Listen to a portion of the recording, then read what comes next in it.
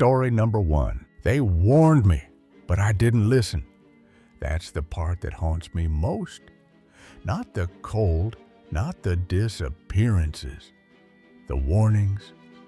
The way old-timers looked me in the eye and said, "Don't stay past sundown." I thought they were just superstitious hill folk. Turns out, they were the only ones telling the truth. I used to believe cold was just a temperature. You dress for it, endure it, and move on. But there's a kind of cold up here that gets inside you. Not just your skin, your thoughts, your memories. You start forgetting what warmth even feels like. And when that happens, it's already too late. There's a cabin in a valley no map dares name. You won't find it unless it wants to be found. That's where they vanished. A family long ago, swallowed whole by the frost. People say they left behind whispers in the woods. I say they never left at all. I saw a child barefoot in the snow, didn't leave prints, just stood there, pale as ash, watching me, smiling. When blinked, he was gone.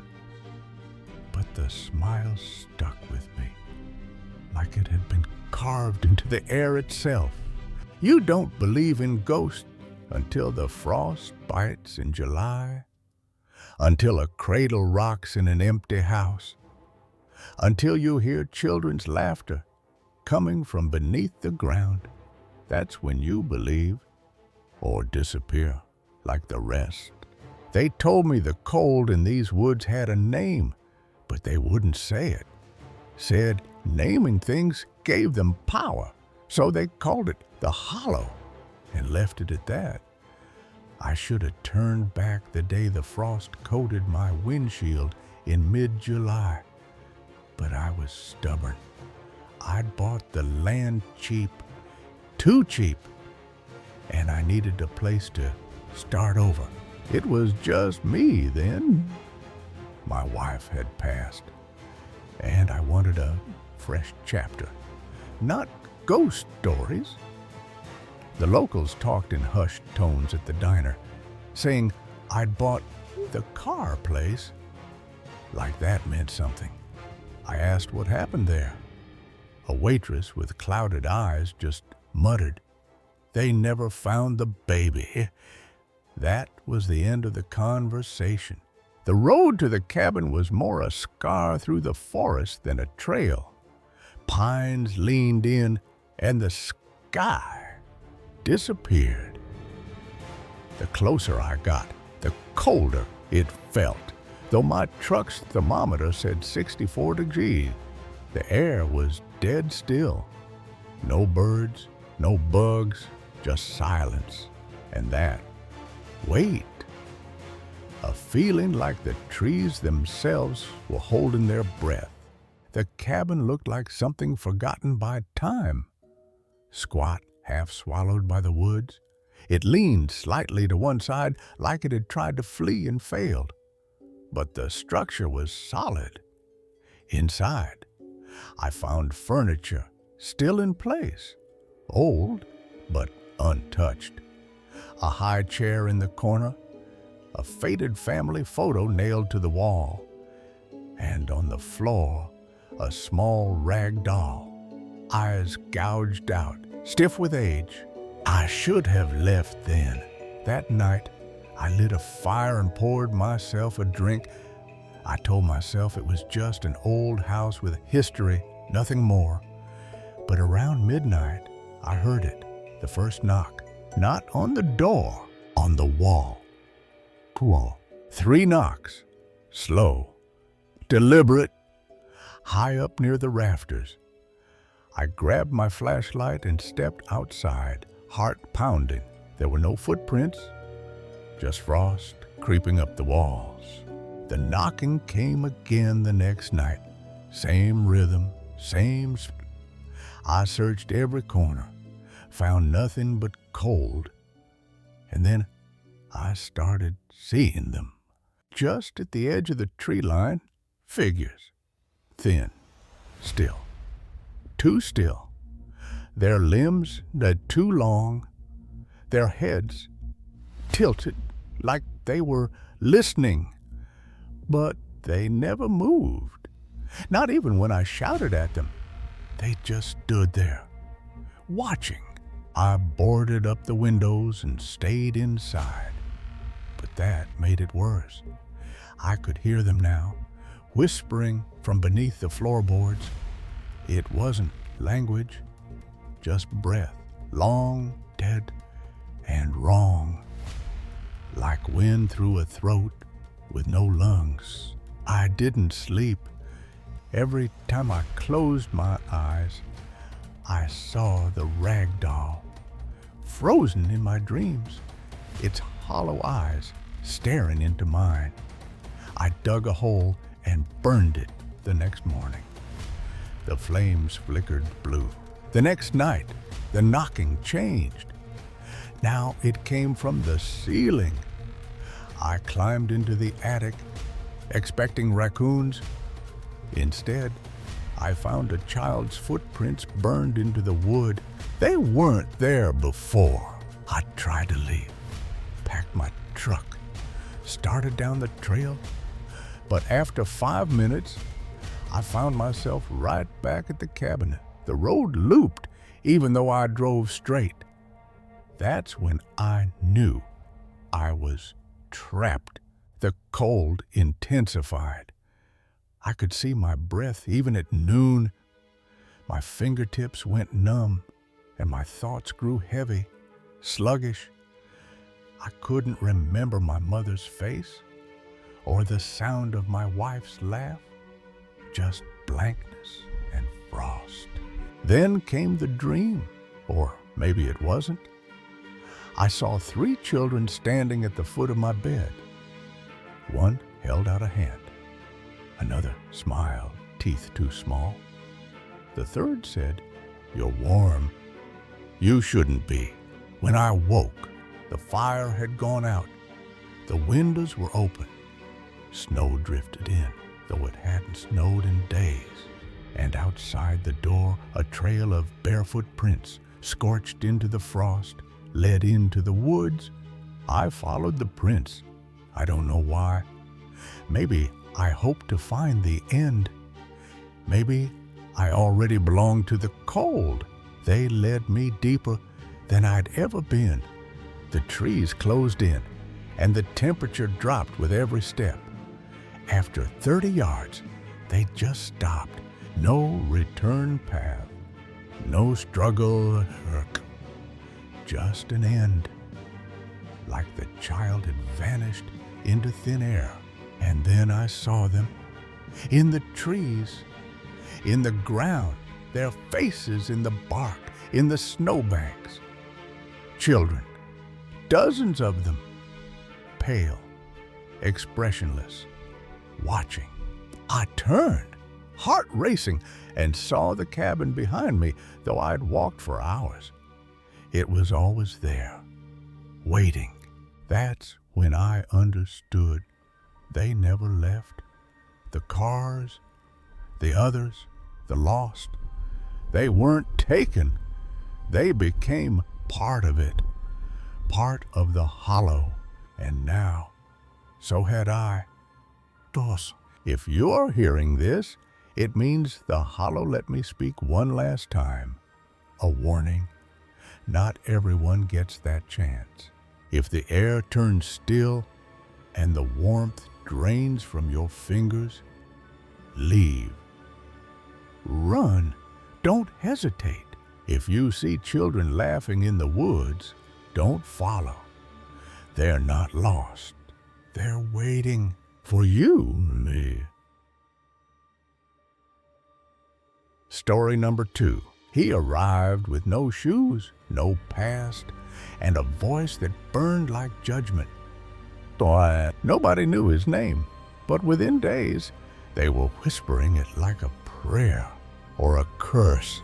He preached not salvation, but fire. And the town listened. Even as their children vanished, he never knocked, yet doors opened. He never asked, yet secrets spilled. When the storm came, it didn't bring rain. It brought the echo of sermons no human throat should speak. They called him Brother Elijah. Nobody knew where he came from. Just that one summer evening, he walked into the dying coal town of Withers Gap, dragging nothing but a suitcase nobody ever saw him open and a Bible bound in leather, black as coal. He wore a smile that looked like it had been carved into his face by something cruel. He arrived barefoot, dust clinging to his feet like ash, and that detail, oddly, was what the people remembered first. Not his voice, not his stare, just the feet, caked in gray like he'd walked through fire and come out unburned. The town was starved, spiritually and otherwise. The mine shut down after a cave-in the year before. Men drank themselves dull. Women prayed in empty churches. Children wandered through weeds where schools once stood. The sheriff had given up writing reports. The priest had stopped delivering sermons. It was a place where even sin had grown too tired to bother. Then Brother Elijah stood in the square and opened his Bible, not to read from it, but to hold it up like a mirror. You think this place is forgotten, but something has been watching the person, he said. Not God, not the devil, something older, something you fed with silence and shame. He didn't ask for offerings, didn't ask for names, but somehow he spoke them. First names, then secrets, then sins. A man dropped to his knees when Elijah whispered the name of a child he'd never claimed. A woman screamed when he recited the exact words her father had said before pushing her into the creek. Another laughed, then sobbed, then confessed to crimes no one even knew had been committed. He didn't blink, didn't eat, didn't sleep in any inn. They found him each morning on the edge of town, beneath a cross made of railway spikes, murmuring to the trees.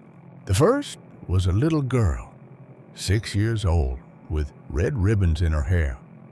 Her mother said she'd gone to bed after dinner, tucked in, kissed, and quiet. A 6-year-old girl found drowned in a well. Her mother swore she'd seen her daughter walking barefoot toward the woods the night before. Her feet were muddy. Her lips were moving, but there was no sound, only the shape of words. Later, the doctor said there was no water in her lungs. She hadn't drowned. She had walked into the well, stone by stone, and lain down willingly. Brother Elijah gave the eulogy, said the Lord had taken her to cleanse the town of hidden rot. The second was a boy, 12 years old, sullen, quiet.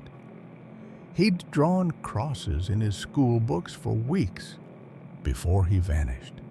They found him in the schoolhouse bell tower, Bible pages stuffed in his mouth. There was no blood, no note, just the word Judas carved into the beam behind him.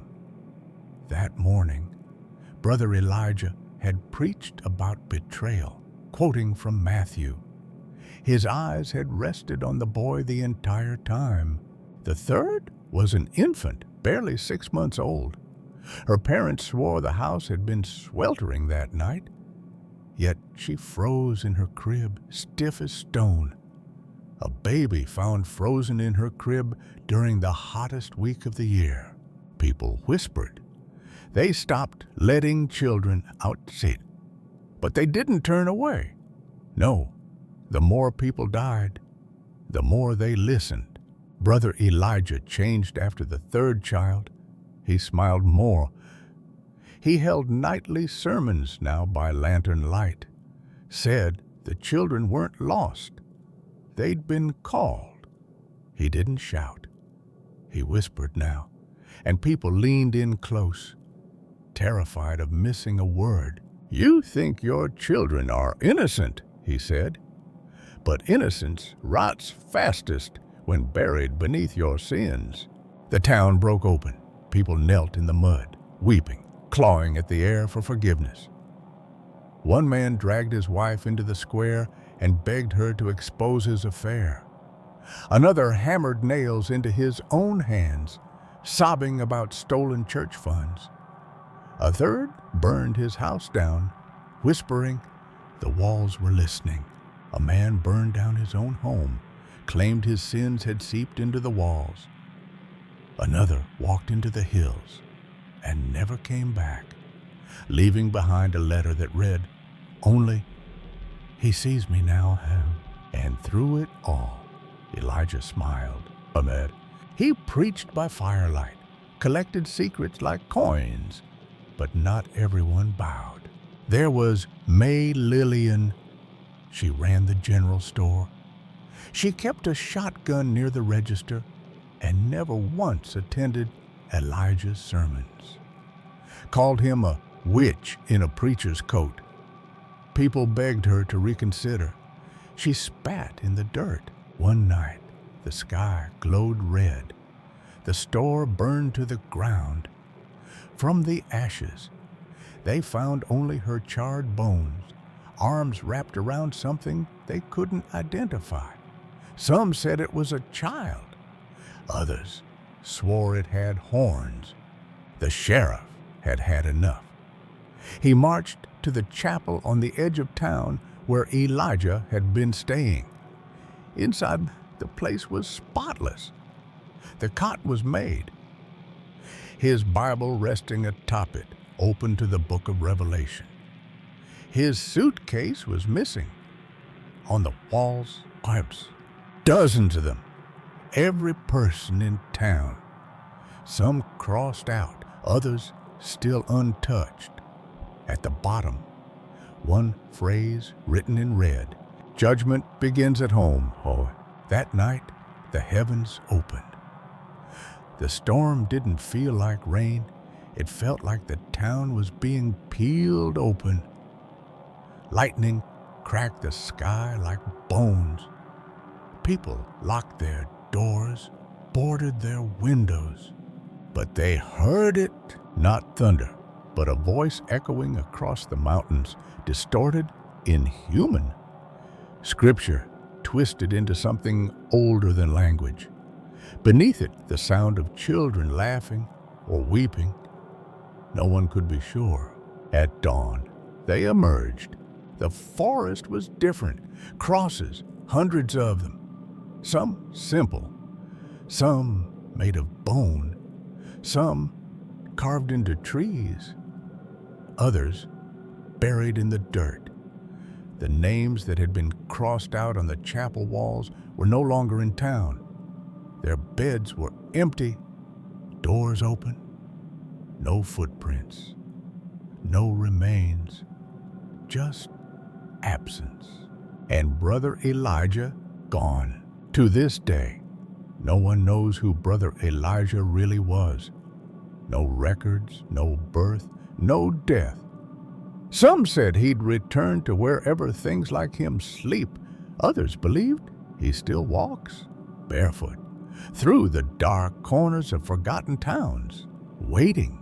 So, if a stranger ever shows up in your town and knows the sins you thought were buried, would you confess? Or would you wait to be chosen? Weeks passed after Elijah vanished. The town, or what remained of it, never truly recovered. Some fled, some lingered, waiting for absolution that would never come. The names not crossed out began living like ghosts themselves, half alive, trembling at shadows in Scripture. The sheriff took to sleeping inside the jail, surrounded by oil lamps and old revolvers, though he'd never fire a shot again. He kept the chapel locked, but no one dared test the door. It was said the names inside would glow at night, faint red halos around them, like embers refusing to die. Then came the visitors. A group of missionaries arrived weeks later, claiming to be from a distant seminary, but their robes were wrong, their smiles too wide. They asked about Elijah. They asked too much. One night, their wagon was found overturned on the riverbank, the wheels bound in thorn vines, their eyes gold, but no wounds on their bodies, just the smell of ash and the laughter.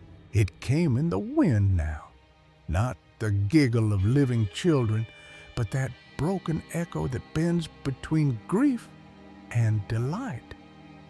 People said if you followed it, you'd find Elijah's crosses, and maybe your own name carved in bone. May Lillian's niece return to bury her aunt and clean up the store's ruins. She found a box under the floorboards, filled with pages torn from Bibles, all scribbled in a hand that wasn't Lillian's. Every page began with the words, "The Book of Ashes." Inside were sermons, but not Christian ones, stories of fire eaters, of angels with no eyes, of a preacher who fed on confession like blood. The last page simply read, "He never left. He just moved to another chapter." The forest grew thicker.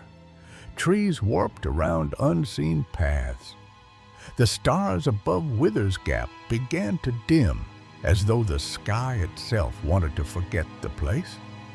But travelers still pass nearby, and sometimes in the distance they hear the voice preaching, calling, choosing.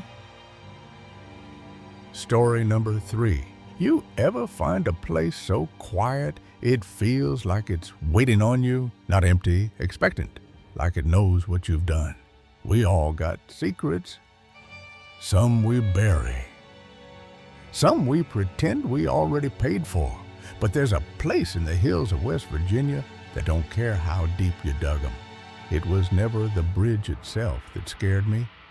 It was the air underneath, thick like syrup, heavy like guilt. They say the devil doesn't knock. He waits. And sometimes he sets a toll for folks who try to pass by with sins unspoken. I've seen too much to believe in coincidence. 6 people don't vanish from the same rusted span without something or someone taking notes. You ever wonder if the land remembers things we'd rather forget? I grew up less than 10 miles from Dry Creek. Back then, nobody called it haunted. They just called it avoided. The bridge was already rusted through when I was a boy, a relic from another time, draped in vines and disuse. It didn't look evil, but it felt wrong. Folks in Bartow whispered about it. Sure, kids dared each other to walk across it at night, and old-timers would mutter after a drink or two about the one who waits. But there were no ghost stories in school textbooks, no formal record of what we all somehow knew. The bridge took people. The story was well known in Pocahontas County circles, whispered around fire pits and back porches. It always started the same. Someone takes the shortcut through Dry Creek after dark, alone, tired, maybe just trying to shave 10 minutes off a long drive. They reach the bridge. Then something happens. By the time I turned 18, 6 people had vanished trying to cross that stretch after sundown. 6. No wrecks, no blood, no bodies, just silent cars, still humming. Doors open, radios hissing with that low, endless whisper, like someone trying to speak from very far away. My father, Arthur Pike, was sheriff at the time. A hard man, veteran, didn't believe in spirits, just suspects and patterns. But he noticed something else. Every person who vanished carried a kind of weight you couldn't see. A drunk driver who'd killed a child and never confessed. A preacher run out of another town for abusing his congregation. A nurse rumored to have let an old man die just to settle a grudge. The kind of sins people thought stayed buried. But something under that bridge, he figured, was digging them back up. He never said it aloud, not until Lorraine disappeared. Lorraine, my sister, teacher, dreamer, kind to a fault. You'd never guess she carried something heavy. She'd been engaged to a man named Caleb, a good guy, far as I could tell. But 2 months before her disappearance, he drowned at Cheat Lake.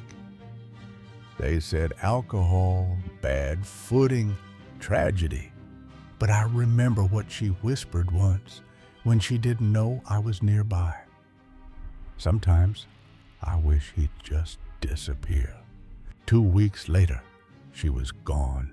She left a friend's house late, around 10 or so. Took the back way home. You can guess the rest.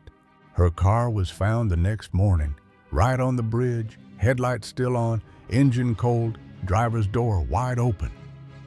And her shoe, one of them, sitting right on the hood like an offering. Dad never recovered. He left the sheriff's office within the year, grew a wild beard, moved into a cabin so close to the bridge you could hear the wind hissing through the girders on quiet nights. That's when the building started. He nailed photos of the missing to trees, carved their names into wood planks, and lined the creek with crosses made from driftwood and twine. Locals called him the mourner. I called him broken. But sometimes I wonder if he wasn't trying to hold something in or keep something out. 15 years passed before the bridge was officially condemned. A couple of teenagers had parked nearby, looking to drink and fool around. They came back pale, stuttering about a man made of shadows, crawling across the beams with eyes like coal and limbs that bent the wrong way. State crews sealed both ends with iron plates. That was supposed to be the end. But some things don't care about barriers. In 2014, a podcaster named Daniel Reams camped nearby for a story. Third night in, the crickets stopped at 213A. On his final recording, the last thing you hear is a voice, thick and rusted, saying, "Confess or be claimed, I say." He was never seen again. Only his recorder balanced on the bridge rail, still warm to the touch. Oh dear. After that, people stopped talking about Dry Creek. But it didn't stop waiting. Every few years, some stranger wanders through. Sometimes it's a couple looking for a thrill. Sometimes it's someone who can't forgive themselves. Either way, if they step out onto that bridge, they don't always come back. I went back once, just once, stood near the edge of that bridge, wind in my face, and felt that pull, not on my body, but on my memory. Like something beneath the boards was testing me, sniffing at the edges of the guilt I thought I'd buried deep. And I swear, I heard my sister's voice. She wasn't screaming, she was pleading. So now I live far from Bartow. But every now and then I get a message, an email, a letter, Someone asking about the bridge. Is it real? I don't answer. Here, because it's not a haunting. It's a hunger. A hunger that's patient. One that doesn't want fear or tears. It wants the unspoken, the things you never told another soul. And if you carry that with you into Dry Creek, it doesn't care how fast you drive. It only asks one thing. Do you confess or do you vanish? Because the devil doesn't need to chase you. He just waits. And the bridge never forgets who crossed it. Story number 4. There's a tree on the mountain that feeds on memory, and it never forgets. The Blevins family thought they'd found cheap shelter. What they found was a grave that breathes. My name is Reuben Blevins, and this story ends with a tree that tried to swallow my father whole. Some places aren't haunted by the ghosts. They're haunted by the land itself. You can burn a house, bury a body, curse a name, but you can't kill what grows from rage.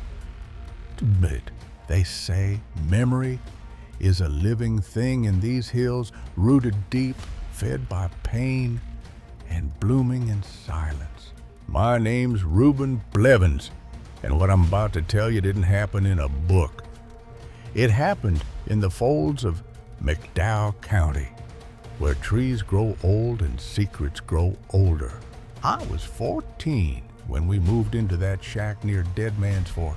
Pa said the rent was cheap and the company didn't ask questions. He never did care for warnings. But Ma knew better.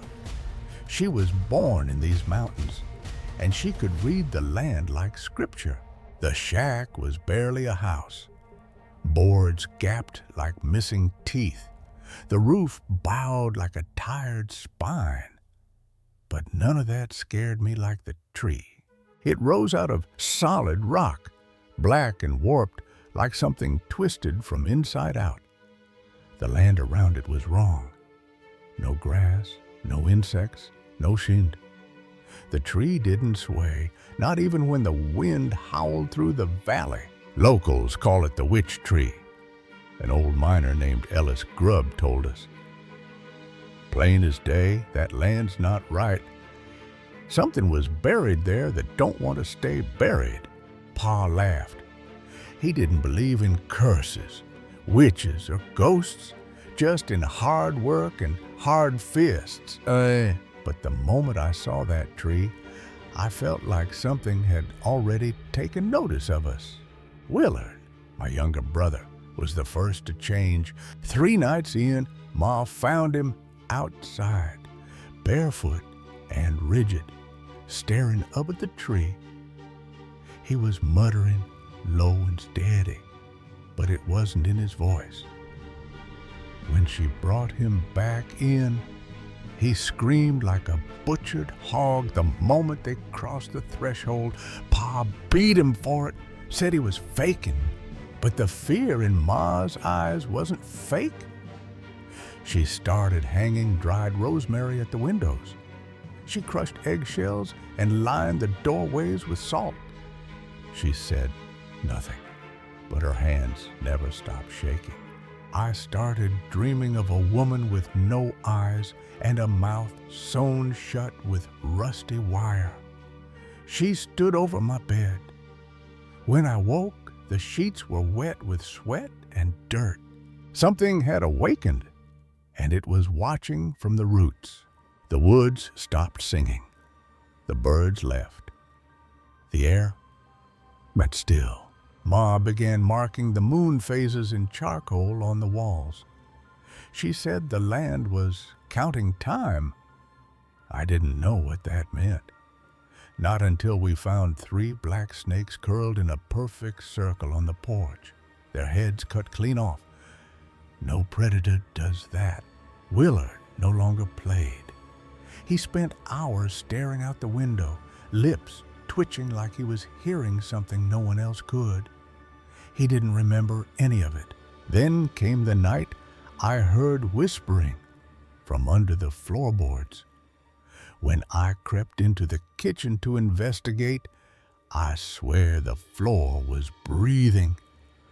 I saw Pa standing in the shadows near the front door, just staring toward the tree. I called it his name. He didn't answer. On the night of April 12th, Tom disappeared. No signs of a struggle.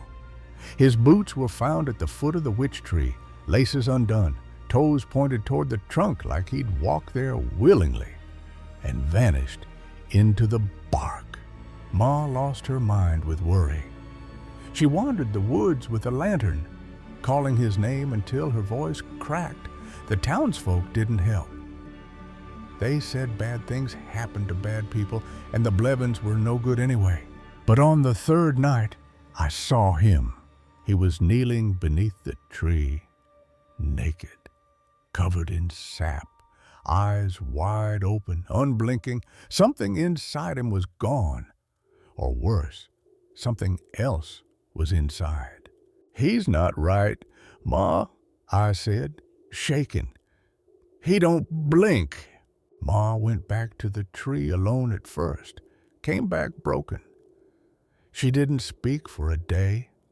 When she did, she only said, "That's not your father anymore." Then she packed a kerosene lamp, took Willard and me, and headed toward the tree. She found Tom. He was standing behind the tree, still as a grave marker, eyes wide, skin cracked like bark. He didn't speak, didn't move, just smiled. And that smile was all wrong, pulled too tight, teeth like slivers. She cried, begged, held out her hands. He opened his mouth, and something slid out, thick and black. It wasn't sap, it was roots. Roots that pushed down his chest and into the ground like the tree had swallowed him alive. The moment the lamp shattered, Reuben swore the tree screamed, "Makati." We ran.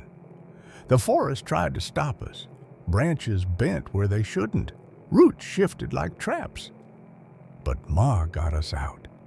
We didn't look back. That night, the shack caught fire.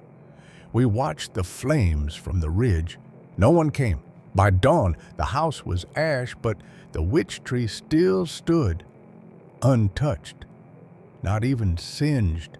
We left West Virginia that week, changed our names, moved states, changed lives.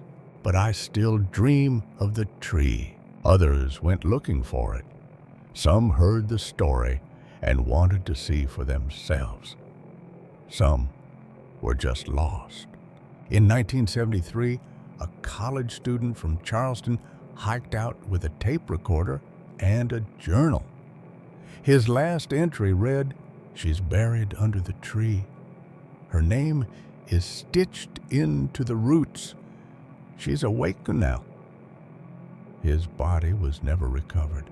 Folklorists say the town of Helma Ridge used to sit near Dead Man's Fork, and that in the early 1800s. A woman named Magda Vero lived there. A healer, maybe a witch, accused of killing a preacher's child. They hanged her from that tree. 3 days it took her to die. And with her last breath, she cursed the land. They tried to cut the tree down once back in 9/11. The axe split on first swing. The man who swung it lost his mind a week later and bit out his own tongue. The witch tree still stands. I've seen pictures. Gray and black, gnarled like claws. Some say it bleeds when the moon is full. Others say you can hear singing in a language no one knows. I became a preacher. Willard changed his name. But before I died, I gave one last sermon. There's a place in the hills where no prayer can reach, a place where something grows that never should have been born. And it's still hungry. So if you're ever hiking through Mectu County and you feel the woods go quiet all at once, no wind, no birds, no breath, turn back. If you see a black tree standing alone on stone, don't look at it, because the mountain doesn't forget, and neither does she. Story number 5. There are places that breathe wrong. Not in the way cities choke on smoke or deserts wheeze with heat, but in silence. Heavy, pulsing silence that feels like it's watching. Pigeon Hollow was one of them. I didn't find Pigeon Hollow. It found me, just like the others it's taken. I was never supposed to be there long. Just another backwoods check-in for the state. But the woods don't care about paperwork. The locals in Clay County never said its name. When I asked, they'd mumble about missing kids or just walk away. A man once warned me, it ain't lost, it's hiding. The trail was gone by Sulla too. Trees loomed like judges, old and waiting. Every step deeper into those woods felt like stepping backward into something older than time. By the time I reached the hollow, the birds had stopped singing. That was when I knew. I hadn't hiked into a place. I had trespassed into something. You wouldn't know Pigeon Hollow existed unless someone told you about it. And even then, most folks who grew up in Clay County, West Virginia, would just shake their heads and mutter something about the quiet ones. The name was whispered, never explained. Not a place you'd find on a map, though it had been there long before the war. The roads got narrower as I drove further southeast from Charleston, until there weren't any roads at all, just veins of broken dirt that twisted like the roots of the ancient trees they cut through. I was 27, barely seasoned, full of ambition, recently divorced, and looking for purpose. That's what I told myself. Anyway, the truth was simpler. I needed to prove I wasn't afraid, that I belonged in this job, that I could find something that mattered and save it. The assignment was vague. Reports of unaccounted children, no census data, whispers of unregistered settlements. The name Pigeon Hollow kept surfacing on old documents, scribbled hastily in margins. The deeper I dug, the less I found. That was enough to send me into the field. An old logger named Hickson finally admitted it used to be a small settlement back before they learned to keep to themselves. He didn't say who they were. He only said Pigeon Hollow ain't lost, it's hiding. So I drove until the road gave up, packed my bag with a camera, notebook, and an old pistol I barely knew how to use, then started walking the last leg. No birds, no bugs, just trees, like bone towers, pushing out the sky. The trail disappeared after the first mile. The trees thickened into towering black oaks, branches clawing into each other above like fingers in a prayer. The underbrush was crushed in odd places, as if something large passed through often, but not recent. It was dusk when I found the ring of cabins. 12, no more, no less. Each a weather-worn 2-story cabin built in a wide ring around a dried-up spring.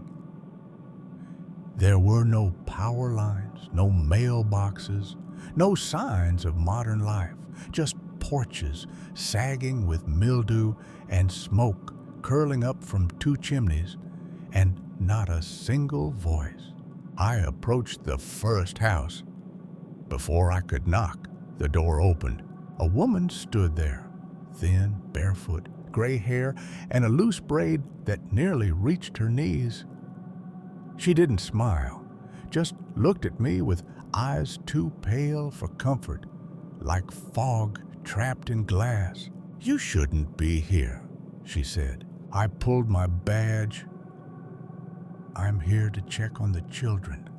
We've had reports. There are no children here." That was a lie. Yes. The next 2 days, I knocked on every door in that hollow. Polite refusals, tight-lipped adults, and the same empty phrase, "There are no children here." But I saw them. Small shadows in windows, pale faces that ducked behind curtains. At one point, I caught a glimpse of a boy standing by the dried well. His eyes were hollow, skin sickly. He didn't run. He just backed away slowly, murmuring something I couldn't catch. That night, I camped just outside the clearing. I didn't sleep. Something walked circles around my tent, never close enough to see, just enough to let me know it was there. On the third night, everything shifted. I awoke to the sound of chanting, soft, rhythmic, in a language I didn't recognize. I crawled toward the ridge and peered down at the hollow. Every adult stood around the well in a wide circle, holding hands. They were barefoot, heads bowed, and in the center, surrounded by candles, knelt the children, eyes closed, lips moving in unison. It wasn't prayer. It was older, more primal.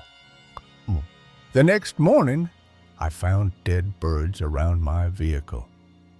Not living birds, dead ones, pigeons, dozens of them, arranged in a perfect ring around my tires, everyone missing its eyes. Still, I didn't leave. I returned to the house with the old woman. This time, she let me in.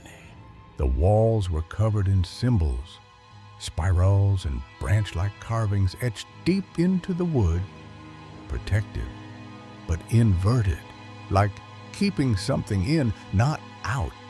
"You want to know about the children?" she asked. "Then listen close and don't write a word." I nodded. "We were founded by silence," the woman said. "That's what the old ones called it. Silence that walks." She told me the story of famine in 1810, snow that never melted. The people of the hollow lived off pigeons that winter, ate them until the skies were empty. "We ate the wrong ones," she said. "There was something in them, something that saw." Then the children changed. They stopped speaking, not from fear, from instruction. Something whispered to them. In cellars, in dreams, they listened. We didn't. One by one, families vanished. The silence grew stronger. It wasn't absence. It was presence. "They haven't aged," she whispered. "Not in decades. The silence keeps them, feeds off them. And if you stay, it'll feed off you too." That night, I tried to leave. My vehicle wouldn't start. I hiked by flashlight until the batteries died. But the forest had changed. Trails curved back on themselves. Trees shifted. I slept beside a stone and woke with dried blood under my nose, scratches down my arms I couldn't explain. I stopped writing in my notebook. My handwriting changed, my thoughts twisted. I stopped saying my own name aloud. On the 10th night, I wrote one final sentence in my journal. "The children have no mouths anymore, just skin where lips should be." I think that was the last true thought I had. They say a hiker found my notebook years later, wedged between two stones near the old well. The last page showed the same spiral, carved into every wall of Pigeon Hollow. Beneath it, in ink darker than the rest, was a single line. Silence is not the absence of sound. It's what waits behind it. Since then, no one's reached the hollow. But when the rains are long in Clay County, hikers say the trees hum. Not birds, not wind. A hum like a child singing. And if you ever find yourself in those woods and you hear that voice, do not answer. Do not ask who's there. Don't pick at all, because silence isn't empty. It's listening.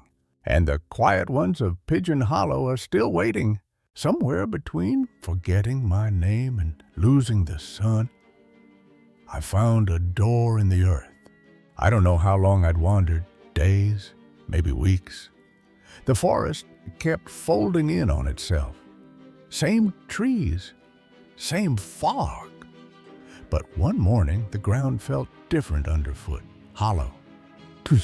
I pulled away layers of rotting leaves and brittle pine needles until I uncovered a wooden hatch. It was scorched along the edges, burned long ago, but the iron handle was cold. I opened it. Beneath lay a narrow tunnel carved not by tools, but by something older, something that understood stone the way lungs understand air. The walls were lined with spiral carvings, more intricate than the ones on the cabin walls, but they pulsed faintly. I felt them behind my eyes. I lit a match and stepped inside. It led to downward, steep, tight until I could barely breathe.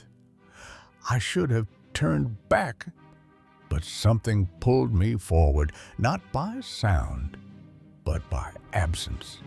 The tunnel opened into a chamber, perfectly round, and in its center, an old stone basin filled with dark water, not black, but deep, like it held the weight of everything never said. A child stood beside it. I recognized her, one of the faces I'd seen in the windows. She turned to look at me, and I saw it. No mouth, just skin stretched where lips should be, as if the silence had sealed her shut. But she spoke. In my head, it was never about not speaking, she said. It was about what's listening when you do. I dropped to my knees, scared. The walls around the basin shifted, showing murals carved directly into the rock, children offering birds to the well, adults covering their ears. A figure rising from the center, tall, faceless, surrounded by vines and pigeons, without eyes. Silence came when we made it hungry, the voice whispered. Now, it must be fed. I asked what it fed on. Names, memory, voice, if we give enough. It sleeps. Then the child reached toward me and placed something cold in my hand. A small steel disc, carved with a spiral, worn by time. This was once the lid. I stared at the basin. My reflection wasn't mine anymore. My eyes were pale. My mouth was gone. The child stepped backward into the darkness. If you ever speak of this, she warned, it will find you again. The match burned out. I crawled out of that chamber with the lid still in my hand. By the time I reached the hollow again, the cabins were empty. No smoke, no figures, just the wind shifting dust across the dry well.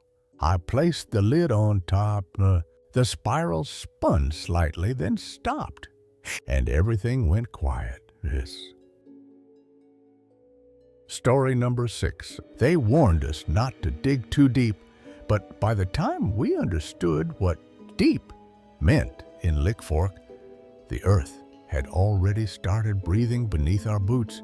The night I first stood over the footprint, it was 2 a.m., and the wind smelled like copper and wet ashes. I felt it shift beneath me, like something waking up after a long, hungry sleep. Reverend Coburn didn't die in that fire. I know because I saw him last summer on the ridge above Pine Mountain. He hasn't aged a day, and his eyes still don't blink. You think silence is peaceful? In Lick Fork, silence is the first thing you hear when it starts watching you. And when it moves, the forest leans away, like it's afraid to touch him. There's a name carved into the stone beside the devil's footprint now, mine, and I didn't put it there. They still call it the devil's footprint up in Lick Fork, Kentucky, even though nobody much lives out there anymore. It's not even on most maps. Just a smear of wilderness where pine and fog consume what's left of the town. Roads curl around it like veins too scared to run through its heart. In the summer of 2019, I went there for a story. I wasn't hunting ghosts. I was investigating a local phenomenon tied to Appalachian folklore. That's what I told myself. But from the moment I stepped onto the broken trail leading to the hollow, something felt off. The forest didn't sound right. The air was too still, too quiet, like it had been told to hold its breath. The locals, those who remained within shouting distance, spoke in circles about the place. They didn't warn me with fire and brimstone tales. They whispered about time bleeding in reverse, about shadows that didn't belong to anything, about forgetting the names of their children if they stood near the mountain too long. In the 1930s, Lick Fork was one of dozens of poor, God-fearing mining communities barely scratching out a living after the Depression. No electricity, no cars, just a church, a schoolhouse, and the bone-deep belief that heaven and hell were watching every move you made. That part they still remember. But everything else, the sermons, the flames, the hunger, has been scraped clean by years of silence. They say Coburn came from Alabama, but nobody knows who sent him. One story claimed he walked out of the mountain barefoot, humming scripture like lullabies to a sleeping God. Another said he was never human to begin with. He arrived in Lick Fork in 1936 with nothing but a Bible, a burlap satchel, and a promise to save their rotting Appalachian souls. The people welcomed him like he was the second coming. In less than a year, he wasn't just a preacher. He was the only authority left. The sheriff stopped coming around after Coburn declared the town cleansed. He baptized babies before they could cry and marked doorframes with ash in a pattern nobody recognized. The old-timers say the first real shift came after a sermon about inheritance. Coburn said sin wasn't something you committed. It was something born in the bones. He called it root rot of the spirit. That's when the burnings began. A young woman named Mary Beth Hensley was caught sneaking off with a boy from the next hollow. Coburn declared her tainted. She was tied to a post in front of the congregation, her clothes soaked in creek water, and Coburn waved a flaming coal shovel inches from her face while speaking in tongues. After that, Lick Fork changed. Not in the way revivals change a town, It went silent. Windows stayed shut. Children stopped playing. The air turned heavy, not with smoke, but with waiting. By 1942, the mountain had started to bleed. That's the word folks used, bled. It rained for 12 days straight. The river flooded and tore open the ridge behind the church. And when the floodwater receded, the earth had changed shape. A footprint, not carved, not pressed, burned into the stone, 15 inches long, 3 inches deep, surrounded by scorched earth that hadn't grown a blade of grass since. It looked like a man's foot, but wrong, too long in the heel, toes shaped like claws. It stank of sulfur even when the wind blew. Coburn called it a warning. Others thought it was an arrival. The sermons didn't stop, but the town did. People sat through church services unmoving, eyes unfocused. Some say he put something in the water. Others think whatever lived beneath the mountain had taken something from them. Their words, their will. One was 13 years old, walked into the woods, and never came back. A week later, his mother found his boots on her porch. Inside them, dried leaves and hair twisted into a braid. Then the fire. In 1943, the church caught fire. No storm, no lightning, no lantern overturned. Just a roar in the middle of a Sunday sermon, and flames so hot the bell melted where it hung. 17 people died, including 6 children. Their bodies were found in the exact shape of the congregation's seating arrangement, burned upright in the pews. Coburn vanished, but he left something behind. His satchel remained resting on the pulpit, untouched by the flames. Inside was a book, not a Bible, older leather bound with no title. Inside were names, dozens of them. All the children born in Lick Fork since 1920. Next to each name, a symbol, either a cross or a jagged glyph. Some names were crossed out entirely. Others had long detailed notes beside them. I saw the book. No one talks about how it ended up in the Harlan County Archive. I didn't believe it was real at first, until I ran my fingers across the pages.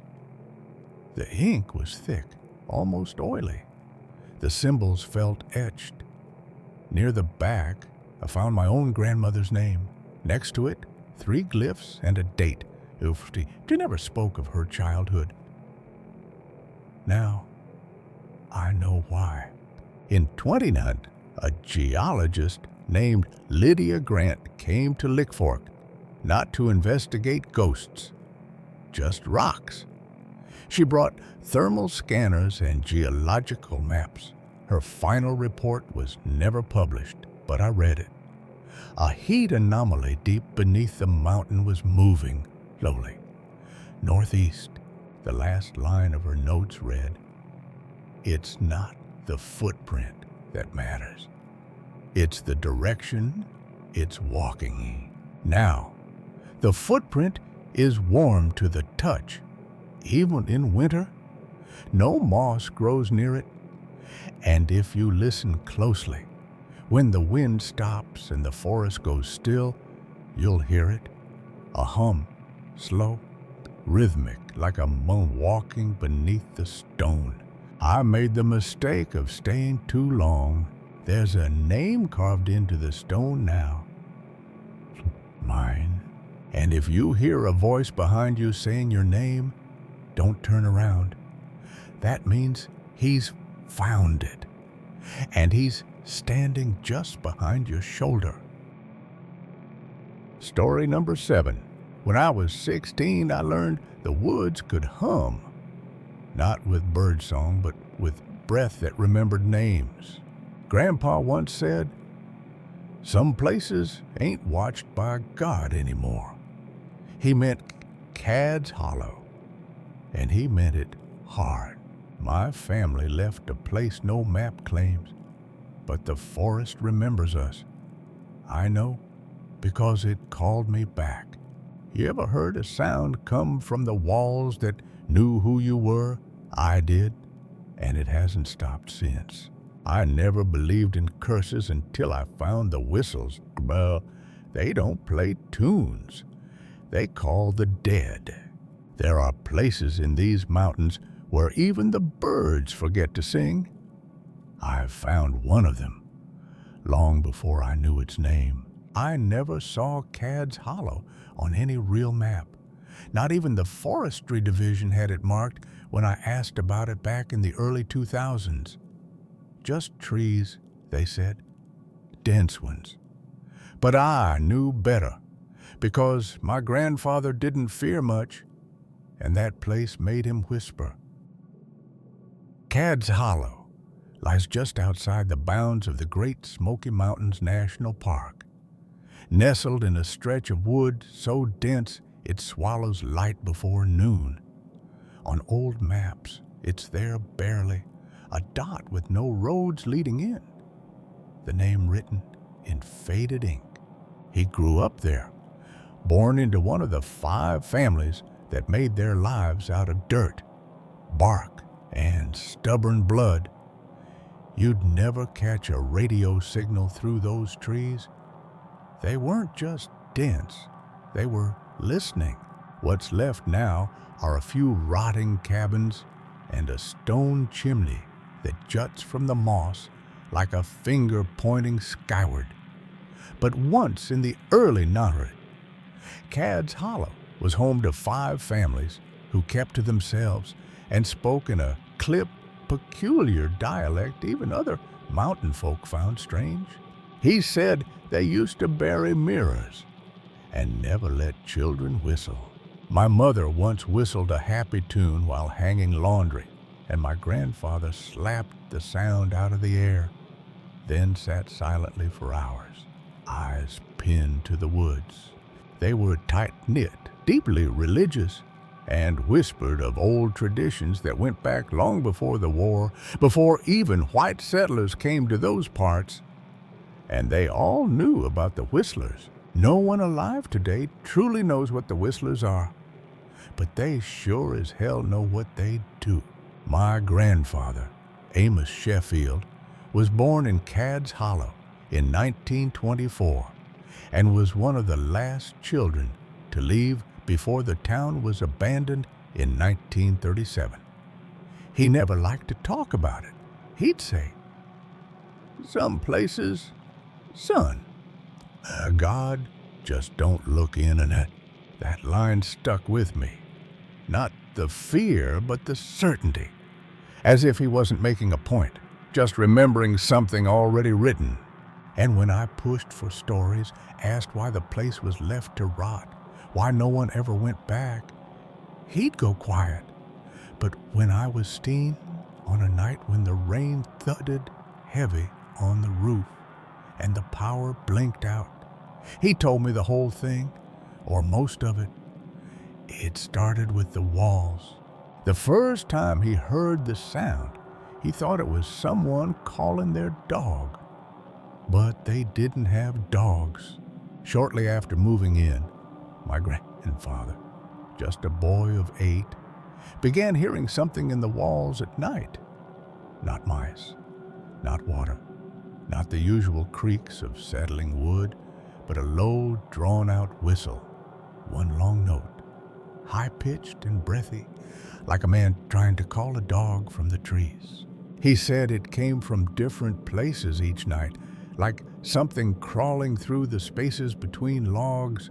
It came every night, always from a different spot in the cabin, sometimes near the hearth, sometimes behind the bed, sometimes directly behind your head when you lay down, and it was never angry.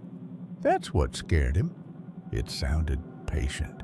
No one else claimed to hear it at first, not even his older brothers, but the sound grew more distinct. Eventually, his mother heard it too, and told the local preacher, Elijah Kerr, a thin man with crooked hands and thick white eyes, who held service in a root cellar by lantern light. Kaisar gave her a charm, bone, twine, and pebbles, told her to hang it in the crawl space. That night, the whistling stopped, but the silence brought visitors. The mornings after were always colder.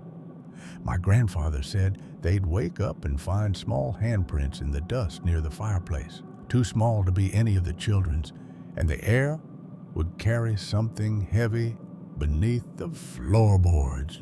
One morning, Amos lifted a loose plank to check. Carved beneath were 3 words, shallow and jagged. I remember you. He never showed it to anyone, not out of courage, but guilt. He feared what the walls remembered. Then came the animals. Chickens, mangled, their necks twisted like dolls. A goat found upside down in the well. A child named Elsie Prophet was found standing barefoot in the middle of the woods, eyes open, mouth full of mud. When asked what happened, she said, "He told me to follow the music." There was no music, just whistles. Oh, yes. The town turned against itself. Some said it was the land. Others said it was Silas Getter, who spoke in tongues to the creek and buried dead birds in jars. A decision was made to tear down the oldest house in the hollow, the home of the Getter's family. When they cracked open the floor, they found a pit shallow, filled with bones, some animal, some not. More disturbing was what lined the pit. Hundreds of carved whistles made from bird bones, hollowed reeds, even human finger bones. One man collapsed, Elias Prophet. He hadn't spoken in years, but there, on the dirt floor, he rasped a language no one knew. Before he died 2 days later, Elias scrolled a note in the dirt beside his bed using a spoon. The message read, "Whistlers, wait until the blood is ripe." People packed what little they had and fled, except Amos's family. The last night in the hollow, Amos couldn't sleep. The whistling was louder than ever, coming from all sides of the house. Then it stopped. A voice, low and breathy, spoke from the wall behind his head. "You carry him, we remember, and we'll come calling." He never knew who him was, and I don't think he wanted to. They left in silence. His mother, heavy with child, cried the whole way. She whispered, "They only sing when they know your name." She died the next year. His father never spoke again. Years later, a ranger went missing near those woods. His last transmission had one strange detail: a long, slow whistle, almost human, almost breath. And in '97, some urban explorers wandered into the ruins. Only part of their footage survived. It showed bone whistles strung from ceilings like charms. When the wind touched them, they didn't rattle. They whistled in unison. And one boy turned to the camera and said, "Did you hear that? My name? I swear to God, it whistled my name." He disappeared 2 days later. My grandfather died in 2003. Before he passed, he made me promise never to return to Cad's Hollow, never speak of it where children could hear, and above all, never whistle after dark. Because if you do, and something whistles back from inside your walls, that means they remember you and they've started singing again. Story number 8. The road into the valley wasn't marked on most maps. It ended at a bridge no one dared rebuild twice. Some folks say if you press your ear to the soil out there, it don't just whisper, it remembers. My uncle disappeared after walking into the woods behind the Carter land. He left his boots behind, neatly side by side. They say silence lives out there. Not quiet, not peace. Silence like a thing that watches you breathe. And if you stayed too long, it learns your name. When I was a boy, my father warned me never to walk past the split cedar fence that bordered the old Carter property. We didn't talk much about why. Folks just didn't. That land had been left to rot decades ago, overgrown and cursed with a quiet that never felt like rest. But curiosity, it's a crooked thing. It don't walk straight. And the more I was told to stay away, the more I dreamed of going. It started with the dogs. Ours was a red-boned coonhound named Buddy. Good boy. Smart. Never barked at nothing unless there was something there. But each time we hunted near the ridge, Buddy would stop cold, tail tucked, and refused to take another step. One night, he bolted, wouldn't come back until morning, and even then, he was slick with mud and too scared to be touched. That was the first time I heard of the Carter family and how they'd lived past the bridge long before any of us were born.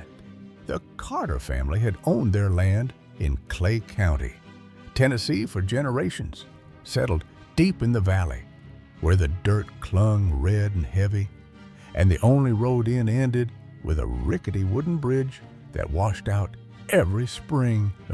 That land don't drain. It holds everything, moisture, roots, secrets. In that isolated spot, they built their lives, farming corn, raising goats, and marrying within a small network of neighboring homesteads until something broke inside their house and then inside them. I found the journal by accident. It was tucked in a rusted mailbox still hanging off a cedar post like a corpse hand. The book was small, leather-bound, pages warped with damp. Most of it was gibberish, numbers, shapes, names repeated. But near the back was a letter. It wasn't signed, but the last line gave me shivers. She speaks when we bleed. I didn't sleep that night. A few days later, I went back. I told myself I was just looking for arrowheads or old tools, but I brought a flashlight and a hunting knife, and deep down, I knew better. I found the chapel by following the mossed stones like breadcrumbs. It wasn't much, just the bones of a barn, really, but something about the place was wrong. The roof was half gone, but what remained are cast shadows that didn't line up with the light. Inside were bales of hay, mostly rot by now, arranged in rows like pews.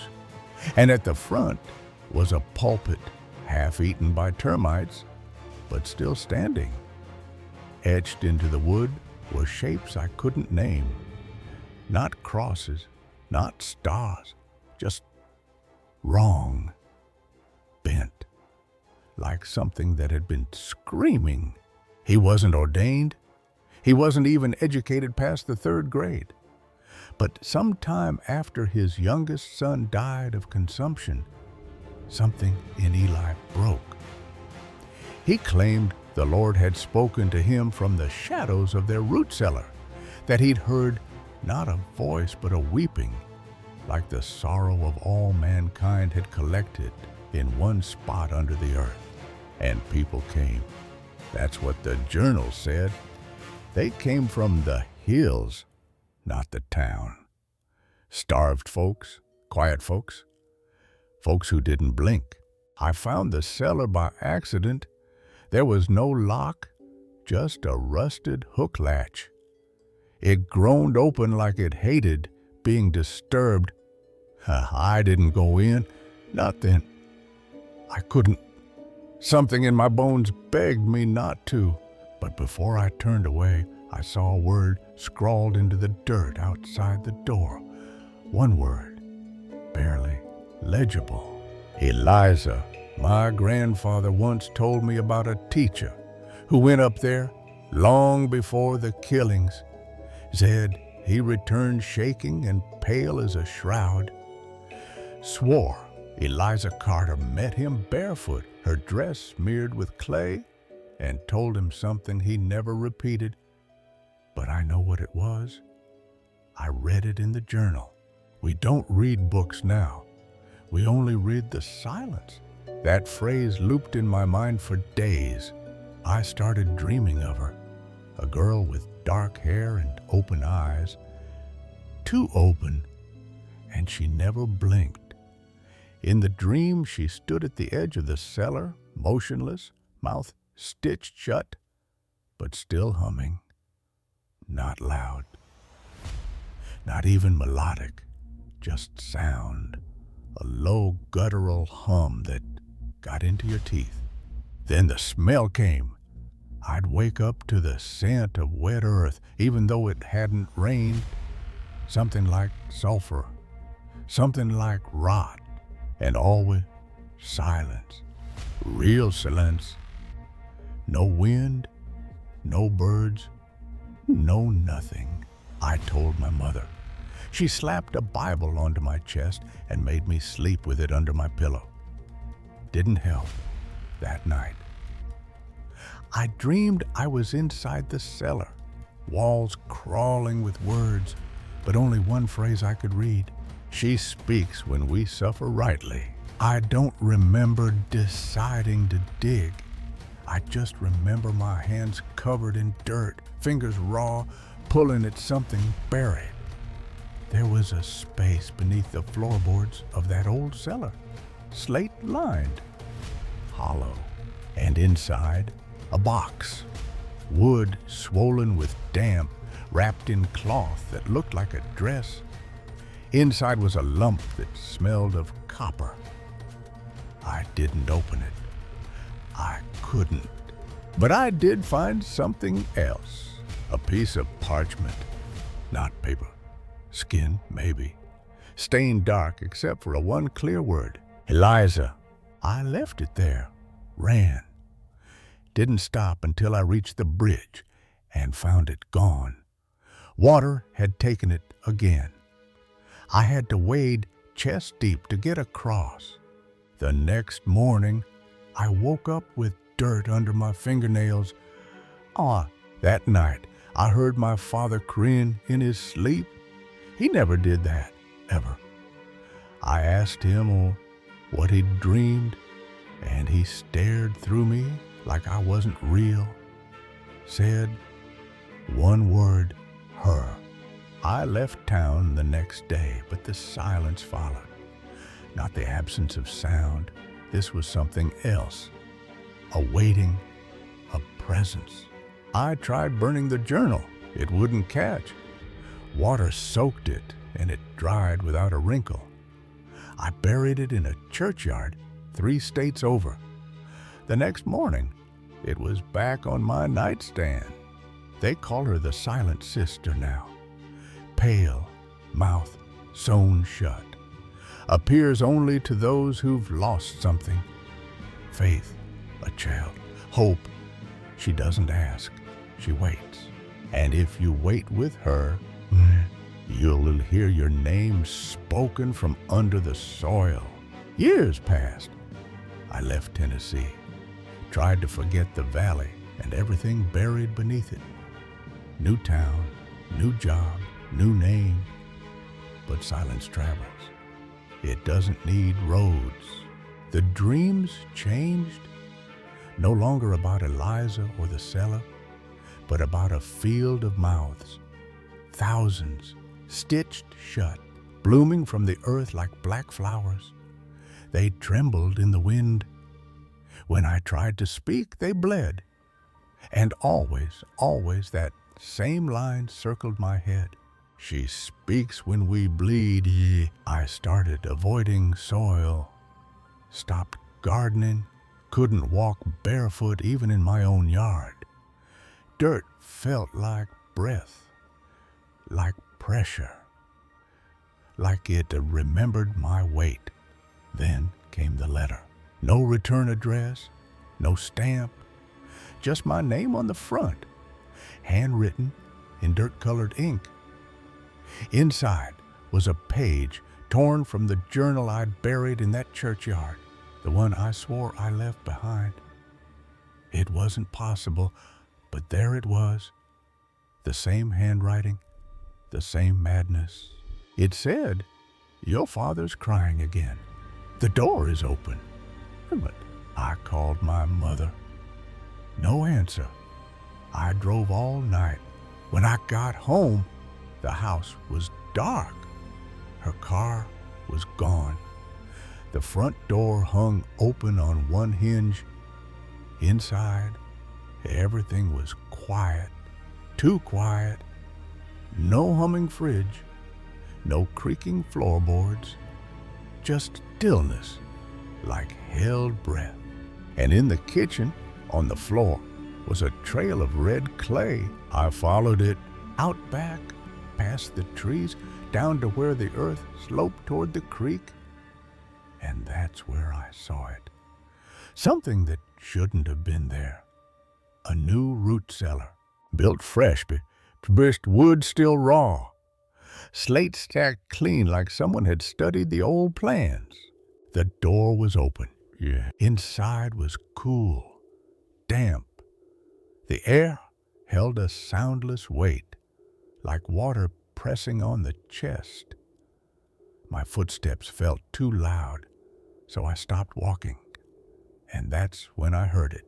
Not a voice, not crying, not even breathing. It was humming, not with a mouth, not with breath, just the world itself, low and endless, like silence turned inside out.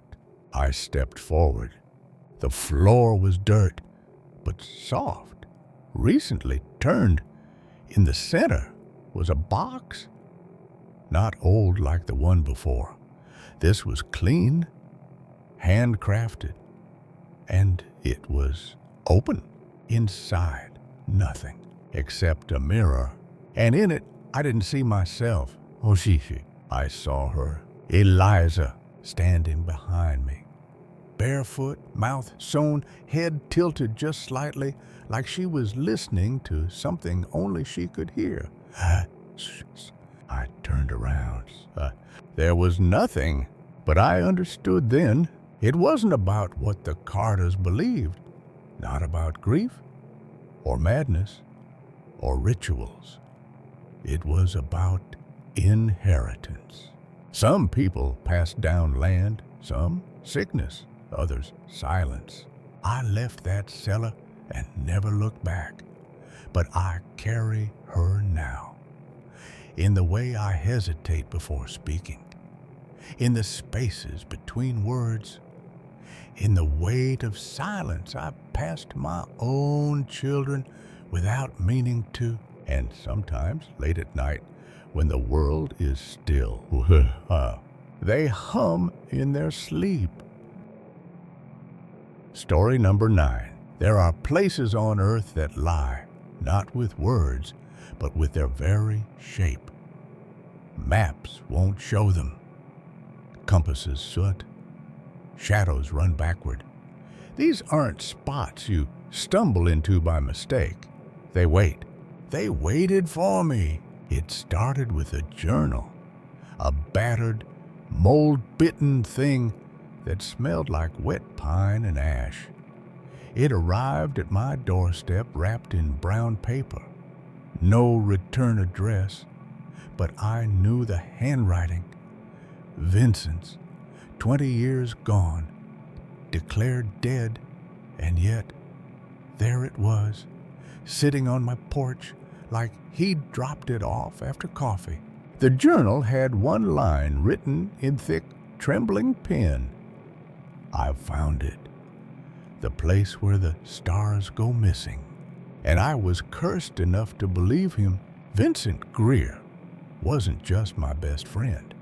He was the kind of man who found music in stillness. We met working as rangers in the Smokies. Most of us dreaded the graveyard shifts, not Vince. He'd sit on the overlook with a telescope, humming old folk songs, charting constellations with childlike awe. After his wife died, he changed, not visibly, not drastically. But his eyes never quite focused anymore. He stopped wearing his watch, stopped shaving. He spoke often of stars that shouldn't move the way they did. He started walking the mountains alone, long stretches. He'd be gone for weeks, always returning thinner, quieter. Once, over a campfire, he told me about an old path he'd heard mentioned by a moonshiner near Klingman's Dome, Starvale. The old-timer said it was a crease in the sky where stars blinked out like candles snuffed. I laughed. He didn't. In the spring of '97, Vince radioed me. His voice was different, unhurried, almost sedated. I'm near Jonas Creek, taking the Starvale. It's real, Lyle. I'll bring you proof. That was the last time I heard from him. 3 days later, a package arrived. Inside Vince's journal and a compass that no longer spun. The journal ended with that same ominous line. I've found it. The place where the stars go missing. It's real. And I think it's older than the mountains themselves. We mounted a search. 20 men, dogs, gear. A full week of scouring the trails. And that's when the strangeness began. Compasses froze. Radio shrieked static. Dogs whimpered and refused to cross a certain ridge. We reached a spot where trees bent inward, forming a tunnel of shadow so deep it swallowed light. There, standing perfectly upright in mud, too soft to hold weight, was Vince's walking stick. It pointed into a thicket where light simply stopped. We searched deeper, but one by one, my team turned back. The youngest of us said he felt someone breathing behind his ear. He left the next day and never returned. We never found Vince. Not a shred, not a belt buckle, not a boot. But I kept the journal. Years passed. The park filed it away.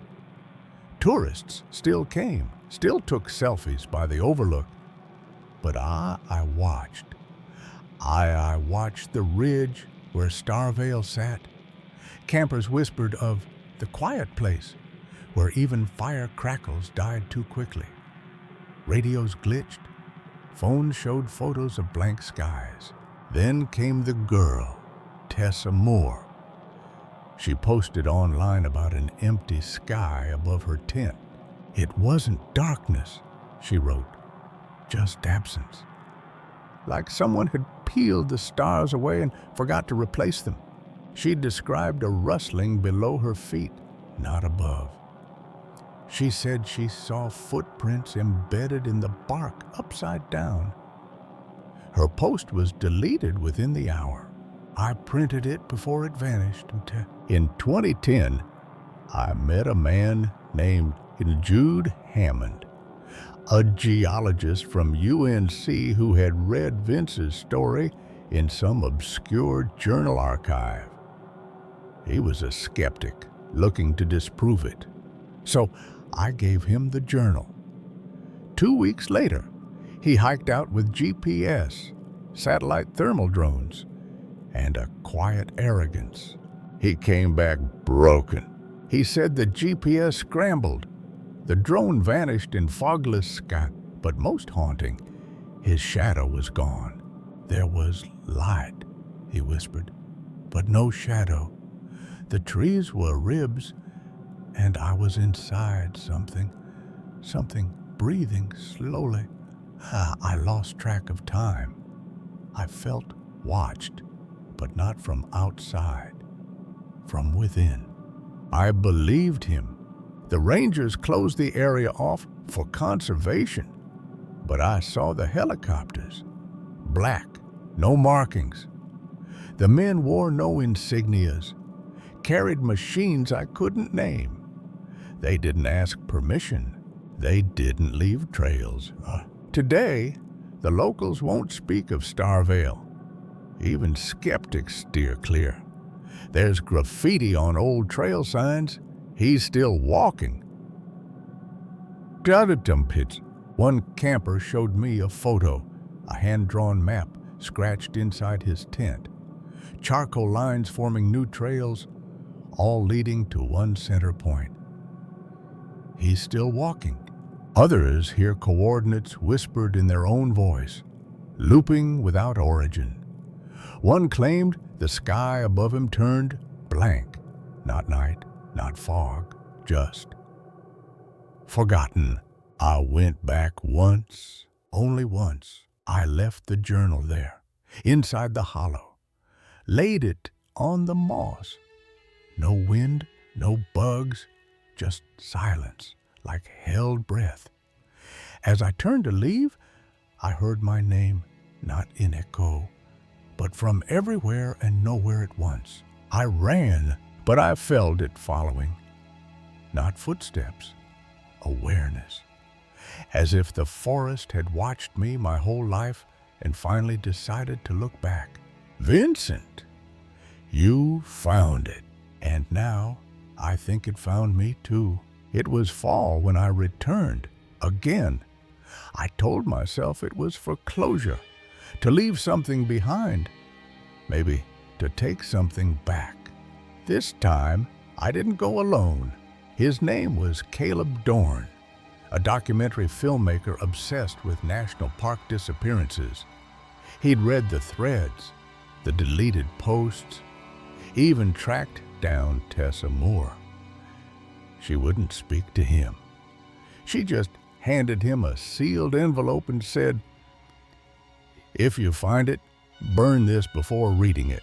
We hiked in silence. The deeper we went, the more we felt it, not just the absence of wildlife, but of time. My watch still ticked, but I couldn't remember when we last stopped. Caleb filmed everything. He carried a drone, microphones, motion sensors. At the ridge, it began again. The trees leaned in, the sky flattened.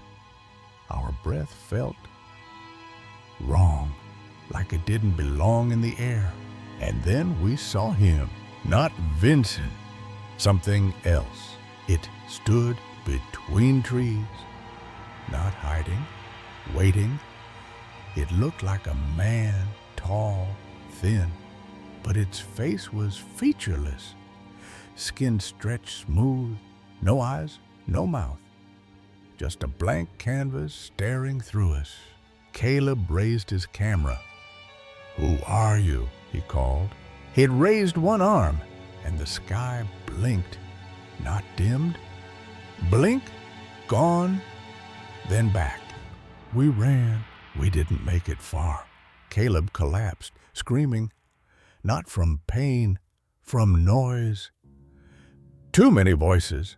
All me, all me. I dragged him out of the thicket. He never spoke again. 2 months later, I returned a final time. Alone, the forest had changed. Or maybe it had grown around me. I didn't bring gear, no light, no compass. Just the envelope Tessa had given Caleb. He never opened it. He couldn't. At the center of the hollow, the ground softened, the air stilled.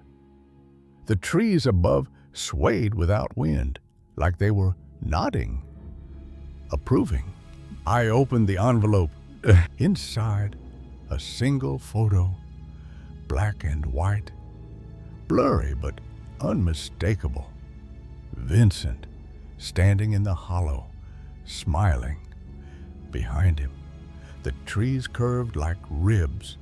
On the back, written in charcoal, "Not lost, not alone. I listen now.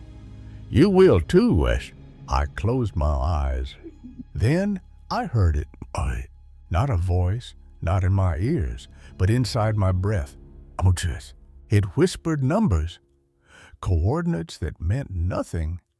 Then, slowly, a second voice layered atop the first, my own, reading the same numbers, speaking from nowhere. And finally, Vincent's voice. "Oh, there's no sky here because the sky was never above. It was beneath. The hollow isn't a place. It's a being. We didn't enter it. It opened to us. And now we are inside its memory." I understood. We were never meant to map this place. We were meant to become part of its pattern. I dropped the photo. I didn't need proof anymore. I laid down in the moss and I listened. Story number 10. I once walked through a town that didn't exist, one not lost to time, but erased from it. No birds flew above it, no names marked it on maps, but the smell of ash that clung to everything like a warning. I went there not to chase ghosts, but to see what fire leaves behind when it burns through faith. They called it Dry Creek, but the land was anything but dry. It breathed, it watched, it remembered, and somewhere beneath that scorched church floor, something still whispers with a voice older than fire itself. You won't find Dry Creek in any registry. Not anymore. The name's been swallowed, not just by bramble and moss, but by silence, forced, deliberate, almost sacred. The town of Dry Creek, West Virginia, was never on most maps. Hidden deep in the folds of Raleigh County, it had no post office, no school, and only one road in or out. They say it began with belief and ended in flame. I found a tape, a warbling old cassette in a cracked case labeled Revival, June 85. The voice on it? Croaking, thunderous. The kind of voice that makes you feel like it's not just speaking to you, but through you.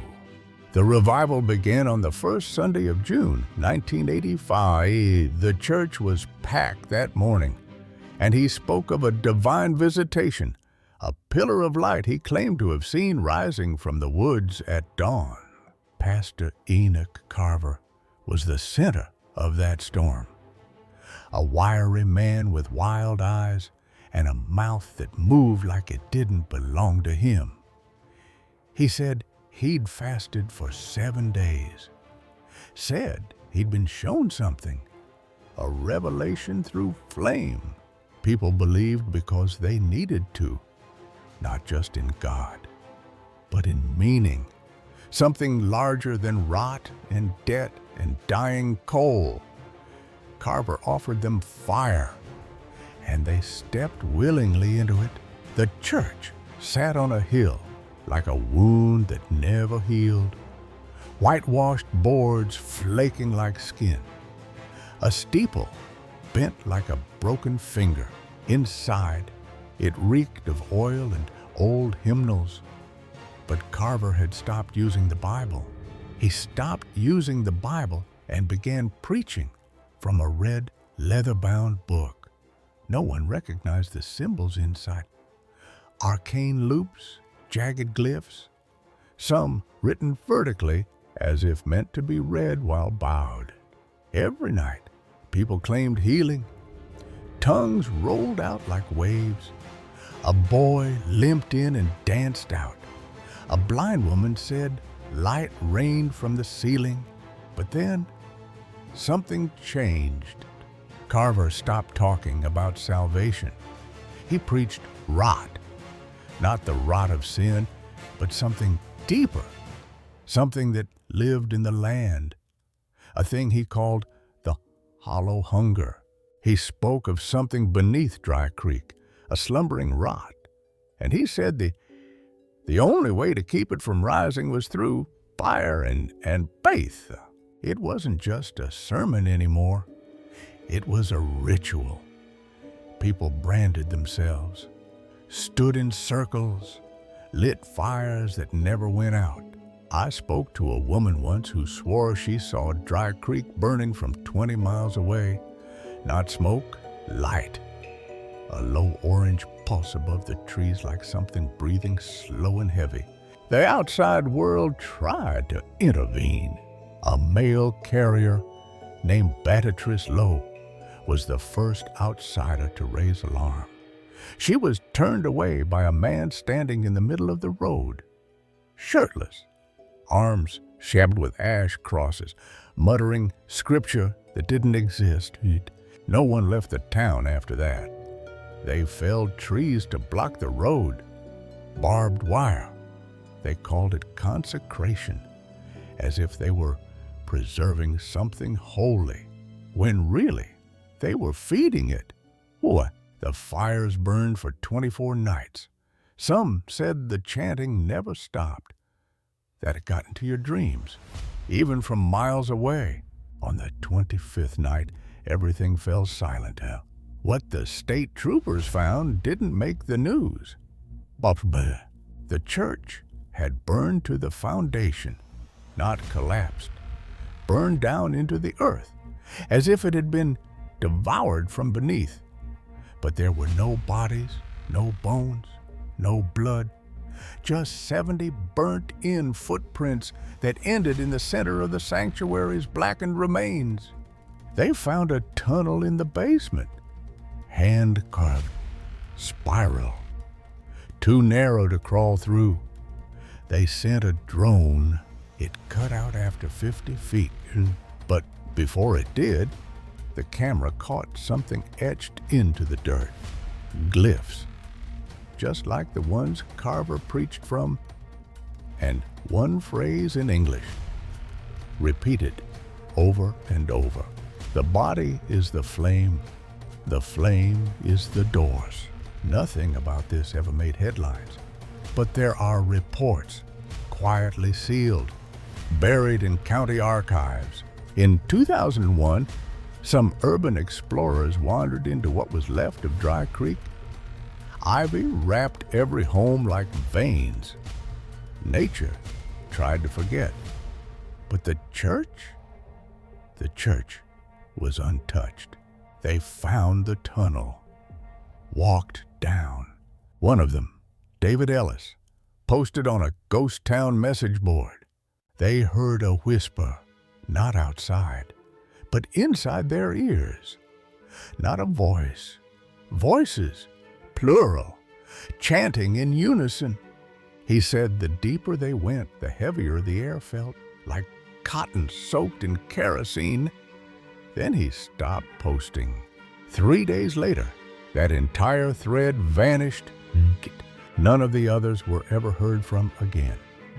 In 2020, geologists scanned the region, found something massive under Dry Creek, not a mine. A structure, geometric, ancient. He brought a team. The gear failed. That night, their camp caught fire. But there was no source, no just what? Ignition. One professor wrote, it felt like something woke up, not above, not behind, below, like something that had forgotten the world existed until we disturbed it, and then silence again. To this day, no one lived near Dry Creek. Animals avoid it. Birds won't fly above it. Some locals swear they see barefoot figures at dusk, ash-streaked, the eyes like dying coals.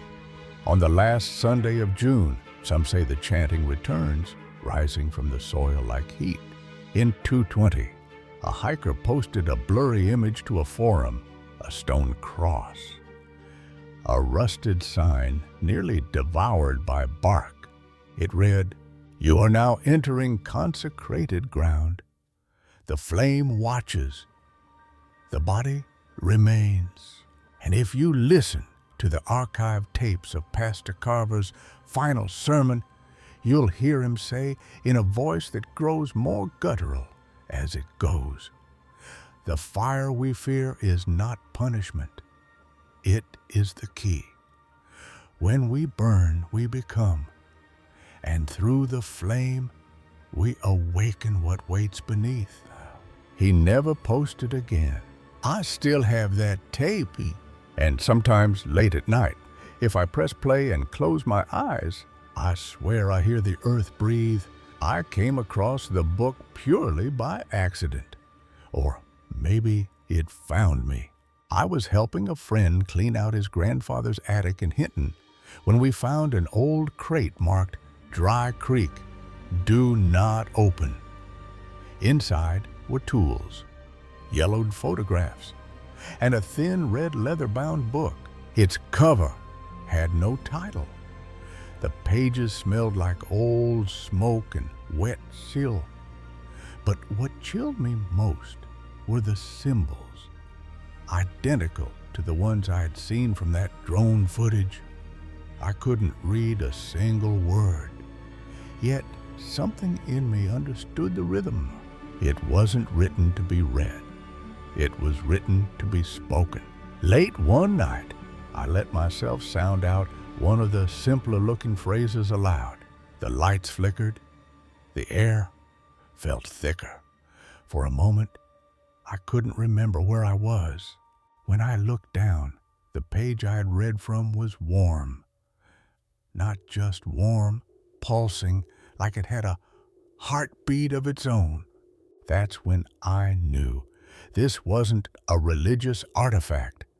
It was a key, or worse, a contract. Months later, I received a manila envelope with no return address. Inside were 3 pages, handwritten in trembling cursive, dated June 1980. They were from someone inside Dry Creek, someone named Reuben Watts, a name that never appeared in public records. Pastor Carver says the flame must never go out. It's not just fire, it's food for whatever's under us. Last night, they burned my neighbor's dog, said it was diseased, but its eyes were still open when they laid it on the pyre.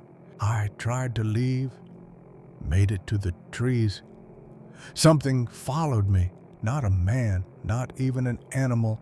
I didn't see it, but I could hear it, moving inside the ground, cracking roots as it crawled under me. His last note ended mid-sentence. Ink dragged downward like the pen was yanked away. In 2018, a hiker's trail cam set deep in Raleigh County captured a chilling image. 3 figures, naked, covered in what appeared to be soot and ash, eyes glowing with faint bioluminescence. They were standing in a triangle, heads tilted toward one another as if listening.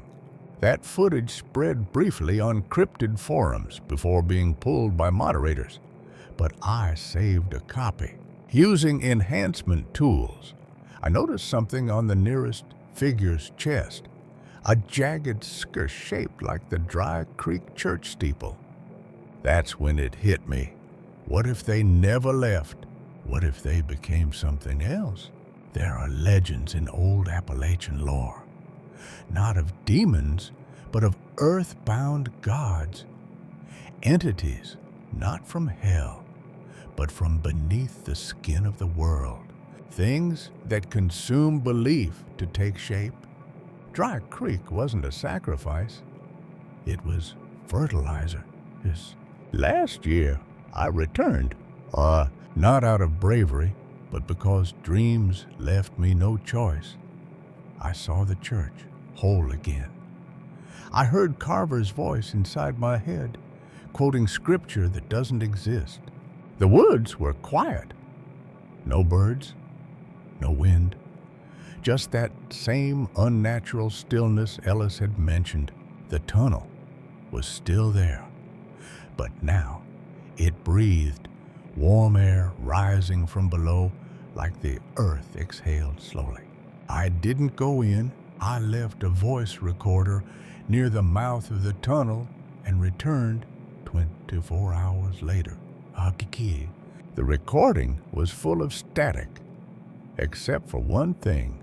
At 3:07 a.m., the voice of a young boy whispered clearly, "We're not gone. We're growing." I've come to believe Dry Creek wasn't cursed. It was chosen. Something old lies beneath Appalachia, older than the mountains, older than the dirt. A presence that feeds on ritual, secrecy, and surrender. Carver didn't create this. He simply listened. And now, each year, on the last Sunday of June, it stirs, not with malice, but with hunger. The fire we fear is not punishment. It is the key. When we burn, we become, and through the flame, we awaken what waits beneath. I used to think that meant death. Now I understand. It means transformation. And if you're reading this, then the flame has already reached you, because the book is still open and you're standing on consecrated ground. Story number 11. They told me never to return, that some scars on the land bleed into the soul. When I inherited the ridge, I didn't know it already had my name etched into its roots. You ever feel something watching you through the trees? Not an animal, not a person, something older. There are places that remember pain so deeply, even silence, screams. I once thought stories couldn't hurt you. That was before the tree started whispering in my father's voice. The deed came in a weathered envelope, the kind that smells of dust and disappointment.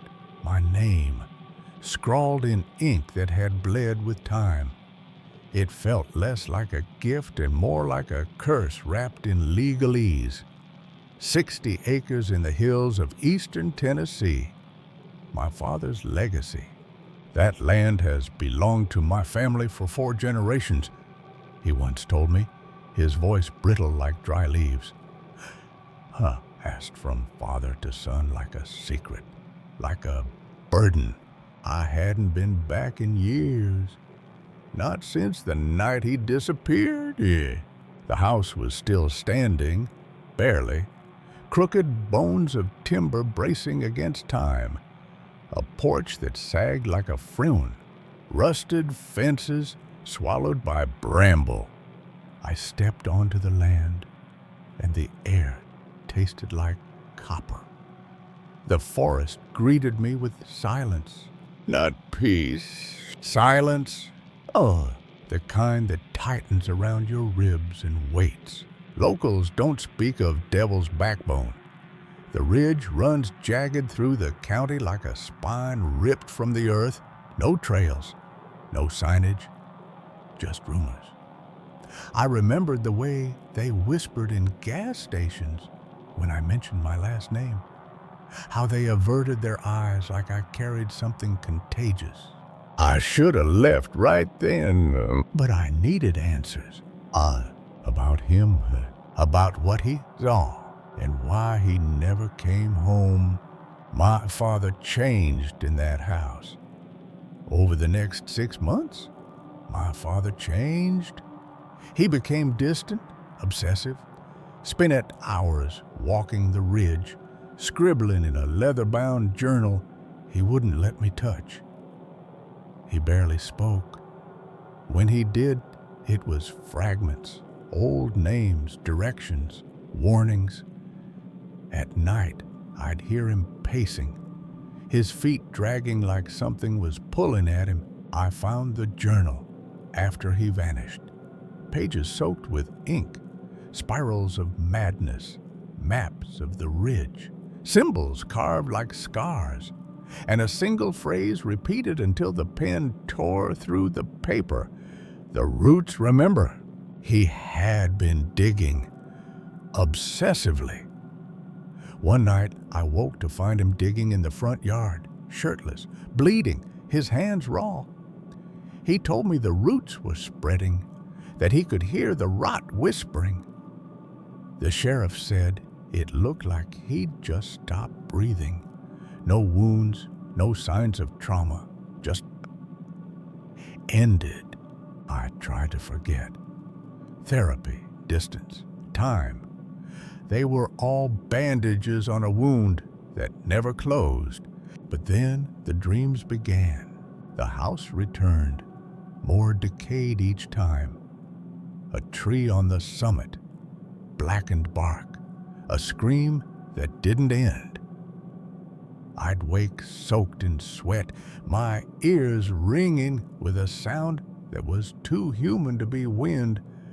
And the tree, it grew dead center on the highest part of the ridge, gnarled, black-barked, split open at the trunk like it had been struck by lightning and decided to keep growing anyway.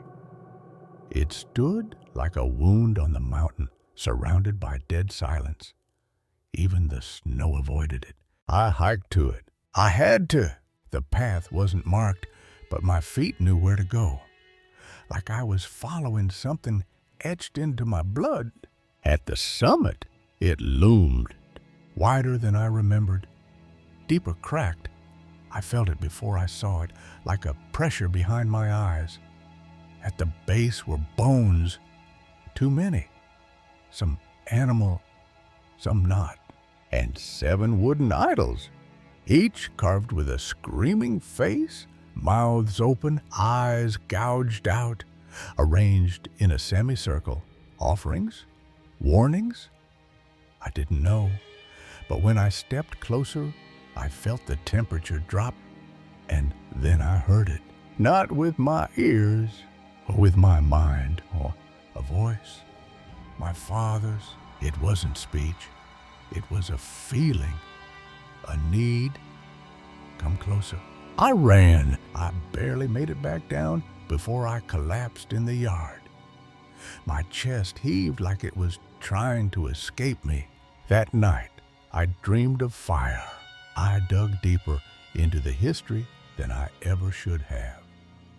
County records, oral folklore, even an old letter my great-grandmother had hidden behind a mirror. Back in the 1800s, judges from the lowlands used to ride circuit through the hills. They'd hold trials for suspected witches. Nothing formal, just suspicion and execution. 4 women, 1 man, burned alive after the rope snapped. Someone claimed to see red light pouring from their mouths. The hill was torched, salted, abandoned, until something grew. That's how the ridge got its name, the devil's backbone. The tree that grew afterward sprouted from the center of that burn. Every man in my bloodline had walked that ridge. Every one of them was drawn to it. Josiah, my great uncle, who stripped naked and died raving in the woods. My grandfather, who built fences he swore weren't for livestock. My father, who smiled with dead eyes. Me! Now me! On the last night before I left for good, I woke to the sound of someone crying outside. A woman's voice, soft and distant. I looked out the window and saw her, a pale figure in a dress from another century, walking toward the ridge. I followed, not because I wanted to, because I had to. The forest devoured sound. My breath vanished. Her figure didn't disturb a single leaf. I could feel my body resisting, but my legs didn't listen. At the summit, she turned. Her face was hollow. Her mouth opened, and my father's scream poured out. I fled, stumbling, falling, not daring to look back. The next morning, I put the land into trust, blocked all access, warned the county. They didn't listen. In 22, a survey crew went missing while mapping the area. 3 men, 1 woman. They radioed in at 3:12 p.m., reporting strange carvings near a tree on the summit. After that, nothing. No distress call, no signs of struggle, just silence. Just 4 sets of boot prints, leading to the tree, none coming back. People think it's a story, a folk tale, but I know I've heard it scream, and someday, if you listen long enough, it'll scream your name too. I thought the nightmares would end once I sealed the land off. Yeah, they didn't. I started hearing scratching beneath my bedroom floor, not mice, rhythmic, like fingers tracing letters. One night I peeled back the carpet and found something carved into the wood, my name, and 5 others. I traced them back through census records. All men from my bloodline. All had lived on the ridge. All had died violently or vanished. One of the names hadn't been in any official documents, Malachi, but I found him in the journal. My great-great-grandfather's brother, erased from the family tree. He wrote the earliest entry. The tree called me by name. It does not speak as we do. It calls with rot, with roots that wrap around the heart and squeeze memory until only it remains. I understood then that what haunted my family wasn't a place. It was a hunger, a presence buried deep in the ridge. The tree was its mouth. We were its language. I returned one final time, not to cleanse it, not to destroy it, to ask why. The hike felt slower, heavier. Every breath took effort, as if the mountain resisted me. Near the summit, the silence became suffocating. But this time, I wasn't alone. They stood at the edge of the clearing, ghosts of my bloodline. My father, Josiah, Malachi, others I'd only seen in photographs. Their faces flickered like candlelight, their eyes pleading. The tree pulsed. I stepped forward, and beneath my boots, the ground cracked, not with rock, but with ribs. The soil was bone. The idols were gone. In their place, a door, carved into the trunk, just wide enough for a man to fit through. I should have walked away, but the crying returned. The woman in white. She stood beside the tree, hand outstretched, her mouth moving without sound. This time, I understood her. She wasn't calling on me. She was warning me, but it was too late. The tree opened. I saw inside, and it saw me. Story number 12. They say some buildings remember what we forget. And in the forest, east of Manchester, There's a chapel that remembers everything. Before my cousin vanished, he told me one thing. If the church lets you find it, it means it already chose you. The locals won't speak its name, not out of fear, but because words are invitations. My recorder played a voice that sounded like mine, only hungrier, older, and layered with dozens of others. This isn't a ghost story. This is a warning, because I brought something back, and it never stopped whispering. I was never supposed to find it. I'm Daniel Price. I was raised in Lexington, Kentucky, but my blood runs deep into the mountains. After my grandmother Ula died in 2017, I found something tucked inside her Bible. A faded photo, old, black and white. It showed a group of 19 people standing before a weathered wooden chapel hidden behind a wall of pine. Not one looked at the camera, not even the children. There was no sign, no cross, no indication it was a place of worship. Just that chapel, squatting in the woods, like it had grown there. My uncle froze when I showed it to him. His jaw twitched like he'd bitten into something sour. "That's the church," he muttered. "Don't go near it, not ever." But that's never been my way. I host a podcast about strange folklore, Appalachian hauntings, cursed trails, those things that live between the trees. The story of this silent chapel, hidden in the woods outside Manchester, was too tempting. The locals just call it the Quiet Church.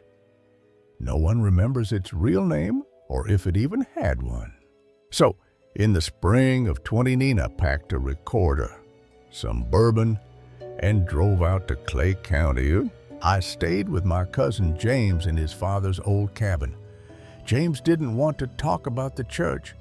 Not at first, but one night, with a half-empty bottle between us and the fire low, he began to open up. He told me about a sect from the 1940s. They called themselves the Children of the Ark. They built a church by hand. No electricity, no outsiders, no history, just them and their prayers in the woods. They believed the world was already lost to sin, and that only total separation from society could preserve their purity. They settled in a valley with a bloodied past, Cherokee burial sites, old Civil War skirmishes, moonshiner graves, the kind of land that remembers what we'd rather forget. And then people started disappearing. Hikers, hunters, trappers, even a ranger. 24 gone within a 2-decade stretch. All within 5 miles of the church. The official word was always the same: misadventure. But James leaned in close and said, "That church don't want to be found. And if it lets you find it, it's because you're meant to." I hiked out on March 18th. It took nearly 4 hours, cutting through dense timber and rusted wire. The deeper I went, the quieter the forest grew. Birds vanished. The wind turned cold, then hesitant. I passed rusted fencing, crumbled stone markers, and trees marked with symbols I didn't recognize, circles with thorns, slashes over handprints, tiny wooden crosses with no arms. The air thickened. I stopped hearing my footfalls. Even the crunch of leaves fell away. And then I saw it. The church. It was smaller than I expected, just a single building, leaning slightly. Roof-bugged, like an old man in prayer. Its walls were gray, the wood softened by rot and years. The windows had been boarded up from the inside. A broken bell tower jutted up, empty. I stepped inside. the door pushed open with no resistance. Inside it smelled of old wood, ash, and damp rot. The pews were there, warped, darkened. No cross, no hymn books, just a stone slab where an altar should have been, stained with something too dark, too consistent, to be mold or time. Behind the pulpit, painted in dried, flaking red, was a symbol, a tree with its roots curling inward like claws. I began recording, narrating into my mic. My voice sounded hollow in that space, too hollow. Then came the voices, soft at first, rhythmic, too ordered to be the wind. They layered on top of each other, male, female, children, none distinct. Speaking a language I didn't understand, dozens of voices, all layered. Speaking in a language I didn't recognize, Kikos. I spun around, but the room was still. And then something changed. I noticed the floor beneath the altar was uneven. The boards shifted when I stepped near. I pried one loose. Beneath it was a crawl space. I dropped my flashlight into the hole, and what it illuminated has haunted every dream I've had since. Bones carefully stacked in mounds. Some were animal, but others, skulls no bigger than a cantaloupe, tiny jawbones, pieces of children, and in the center, resting on blackened cloth, was a book. Its leather was dark, almost wet-looking. My fingers brushed it. The whispering stopped. Everything went dead, silent. Then the bell rang. It shouldn't have been possible. The rope was gone. The bell was broken.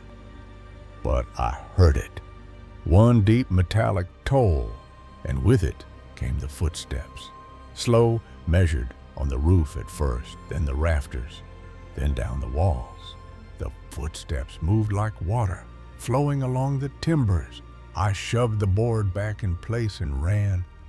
Outside, the trees had moved. The sky was darker. The forest folded inward like it was breathing. I don't remember running, only the moment I saw asphalt. The edge of the old road. I left everything, camera, gear, audio files. I didn't care. James wouldn't let me stay in his house. Drove me to a motel. Didn't say much, but when he dropped me off, he looked at me with eyes full of fear and said, "You brought it back. You shouldn't have gone." 3 weeks later, James disappeared. His boots were still by the door, truck in the driveway. But James was gone, vanished. No signs of struggle. Only his phone left behind, recording static. I told the sheriff everything. He chuckled. But one deputy. I saw him grip the crucifix around his neck when I mentioned the church. I left Kentucky that week. Deleted the podcast. Shut down all my skills. But the voices didn't stop. They don't speak when others are around, only when I'm alone. Beneath the hum of the fridge, behind the walls at night. Last week I got a package. No return address. Inside was my old recorder, the one I left in that church. Battery's dead, still turned off. But when I connected it to my laptop, the file was there. One audio file, 49 minutes long. I pressed play. It was my voice, but not mine, repeating the same words over and over. We are the quiet. We are the root. We are the blood that speaks through wood. I don't know what they want. I don't know why they let me leave. I know this. There is a church in the woods. It doesn't forget. And someday, someone else will hear it calling. And when they do, the forest will go quiet again. Because nothing screams louder than a place that has forgotten how to pray. Story number 13. I didn't plan to leave the trail, but that's the thing about places like this. They don't wait for permission.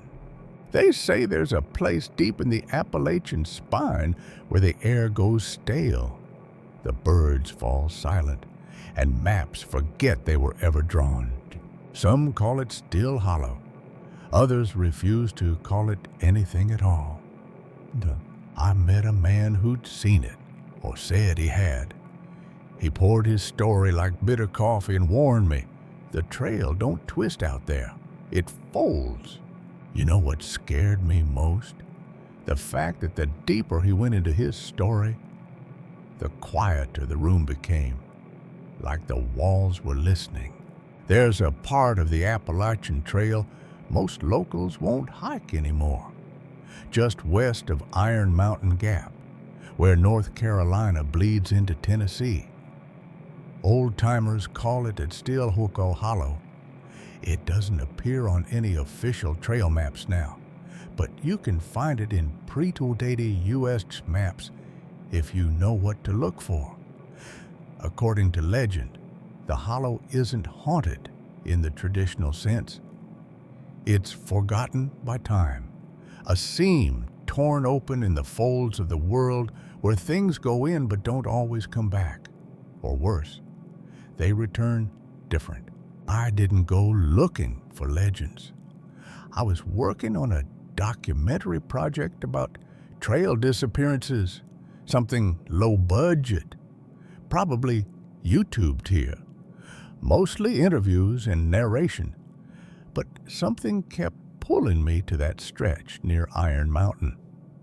Not curiosity, more like gravity. The more I searched, the more everything pointed to one name, Cliff Yarber, a retired search and rescue officer. Lived alone, out past Irwin. Local legend in his own right. When I met Cliff, it felt like opening a door that shouldn't be opened. His voice was worn leather. His eyes weren't just tired, they were hollow. I asked about disappearances. He nodded, reached down beside the diner booth, and placed an old manila folder on the table like a priest placing a relic. Inside, 3 missing person reports, all in the same radius, same time of year, same weather, all gone. He said he'd tell me about one. Said the rest, don't sit right in my bones. The case was from October 1987. A hiker named Chelsea Boone, 7 years old, had come down from Rand Mountain to do a solo section hike southbound. She was an experienced backpacker from Asheville. Last seen 3 days into her hike by a pair of burros who said she looked healthy and cheerful. She was expected to make it to Iron Mountain Shelter, but never signed the register. 3 days later, her pack was found sitting upright beside a trail fork near Still Hollow. Inside were her maps, food, and a journal. No sign of the struggle. Her tent was packed, her boots were laced, but Chelsea was gone. Her journal entry chilled me to the bone, even typed on copy paper. Something's wrong with this place. The air feels still, too still, like the forest is holding its breath.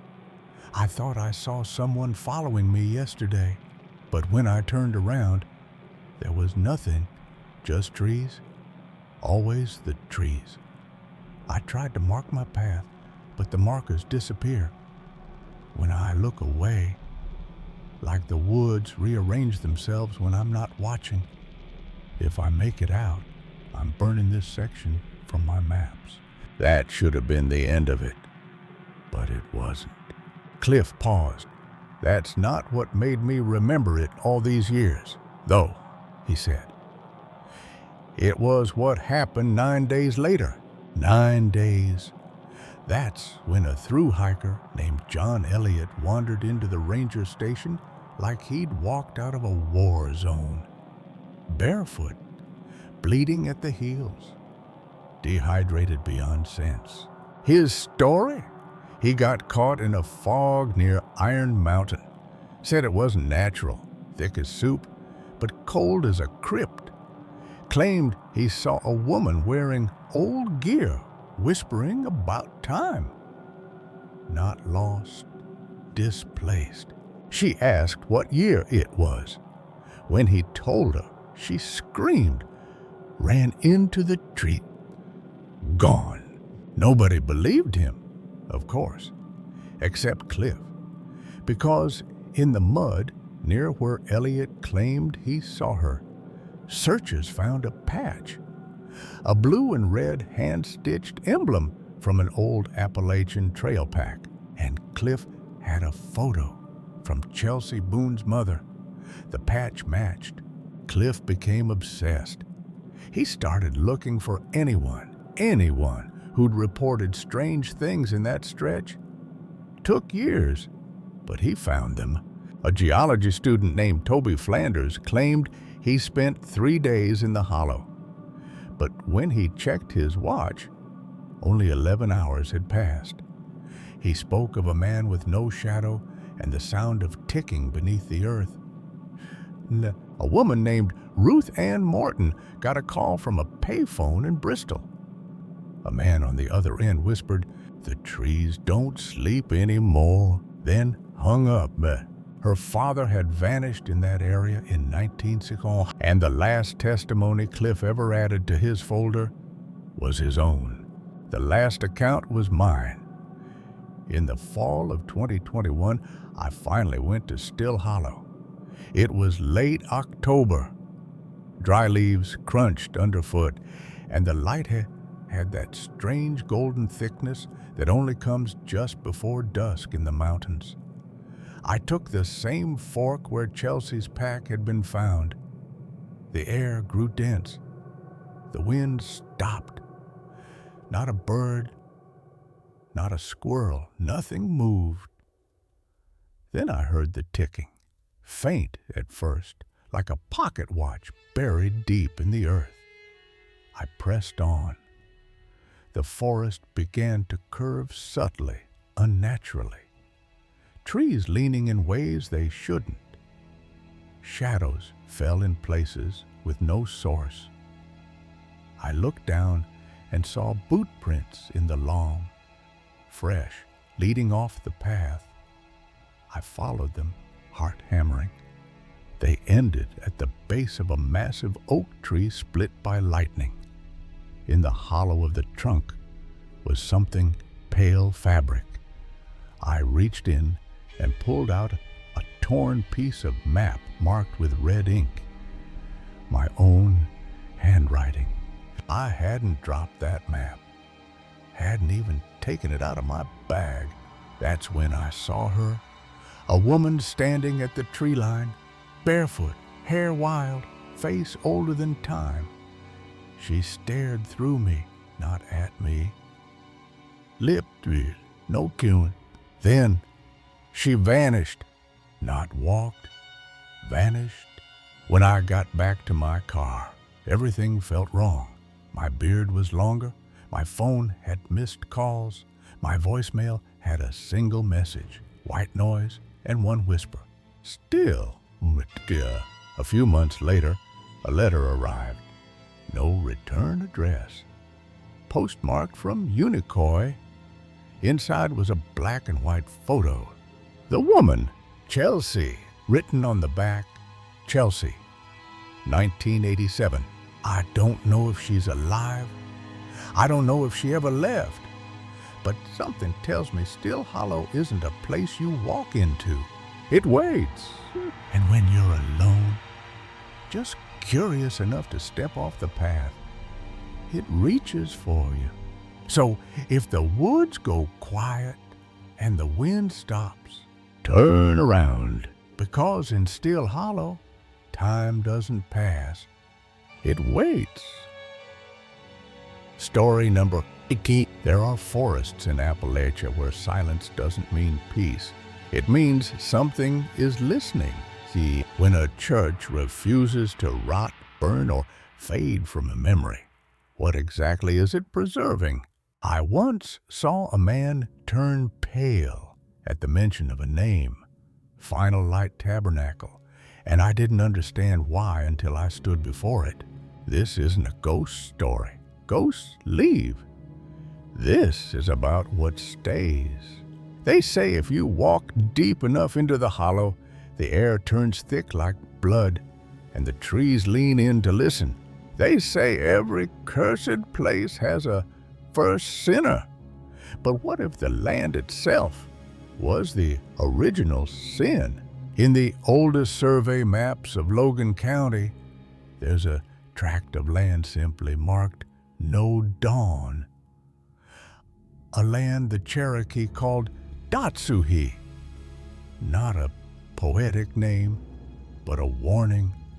My great-grandfather once told me the sun never rose quite right over those hills. It felt wrong long before anyone built a church there. The story of Final Light Tabernacle doesn't start in 1933. It starts with a man named Preacher Elijah Rand.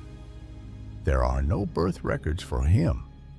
The first time his name appears in American archives is in a handwritten arrest warrant from Georgia in 1927. Charge: unauthorized exhumation of bodies. Sentence: dismissed due to lack of evidence. By 1932, he was traveling Appalachia with a caravan of believers. Witnesses claimed they wore black robes even in daylight, chanted verses in no known language, and carried a wooden altar shaped like a spire. Locals thought them eccentric until the drownings. A boy found upside down in a well, lungs full of soot. A midwife discovered inside her chicken coop, body twisted like a spiral. The caravan left town soon after.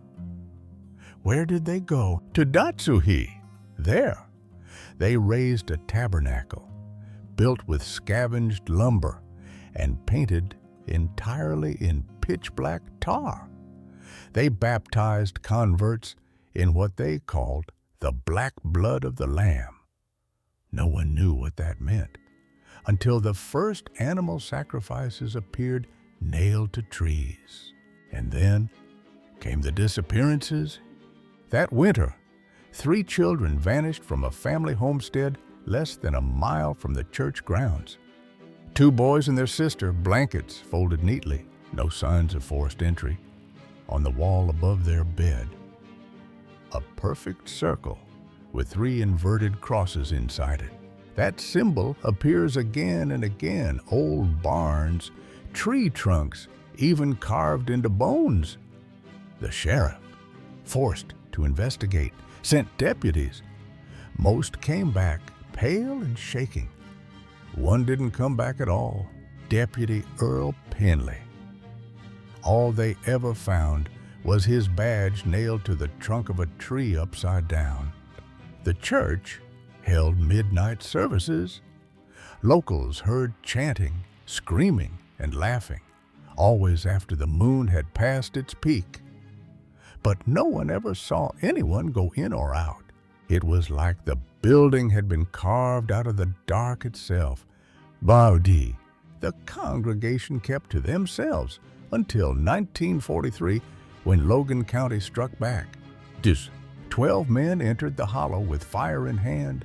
They barred the door and set fire to the building. But the flames twisted and died. The building remained.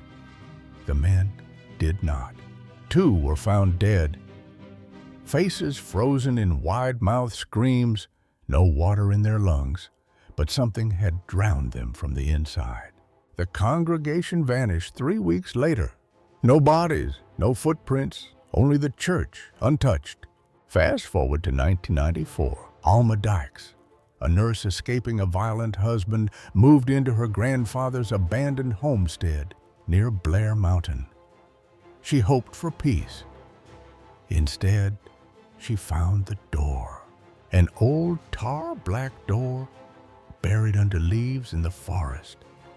It led nowhere, just a freestanding threshold upright in the earth. She returned, curious.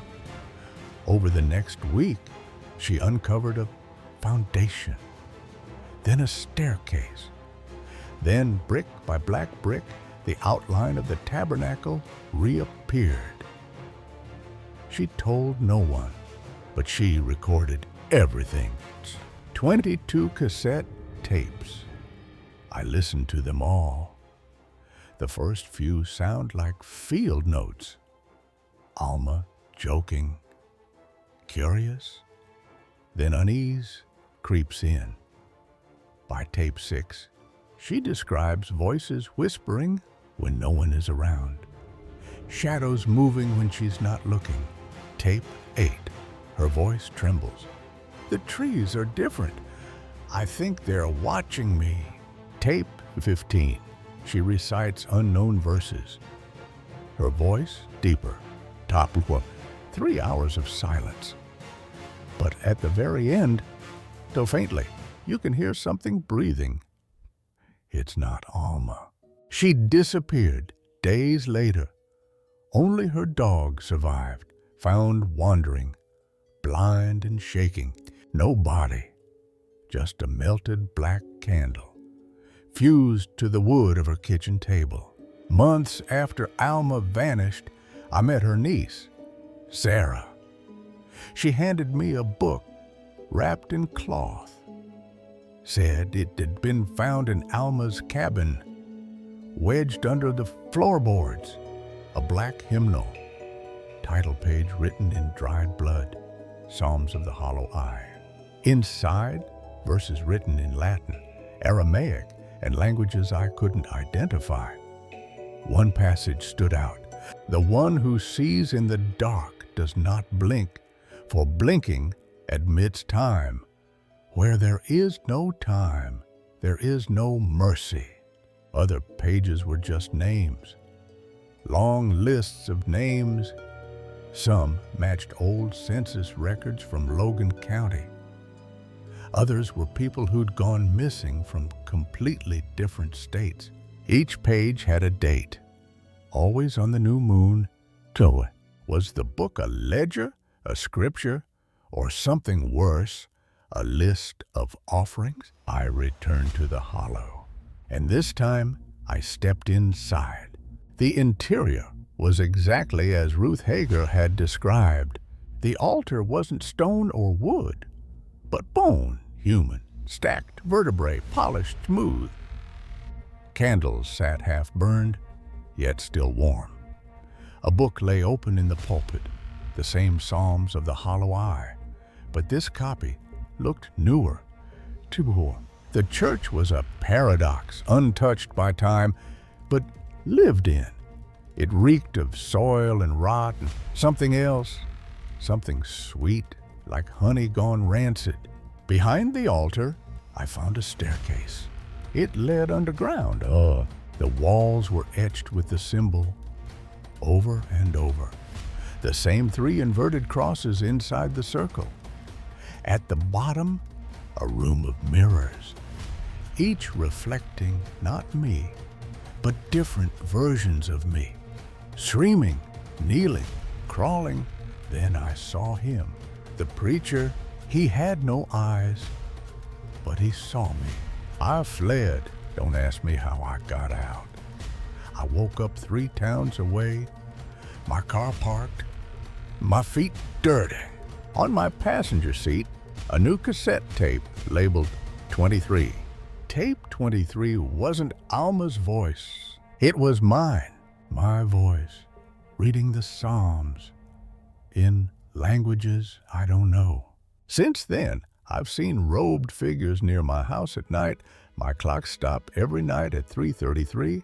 My mirrors fog from the inside. And worse, My memories are changing.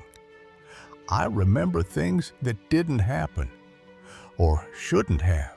I checked online. There are whispers again. Reddit threads about midnight revivals in the woods. A live stream that showed a black church glowing from the inside before it cut to static. Users vanish after posting. One wrote, "The preacher had no eyes, but I swear he cried black tears." They're waking again. They always wake in cycles. It always took one every few decades to wake the wood. Alma was last. I think I'm next. I'm writing this because I don't know how long I have. If you're reading this, burn the page after. Oh yeah. If you ever find yourself walking deep in the Appalachian woods and you reach a clearing that feels too quiet, if the trees curve inward like ribs around a heart, turn back, because there is a church there, and it does not burn, and it never needed fire to take what it wants.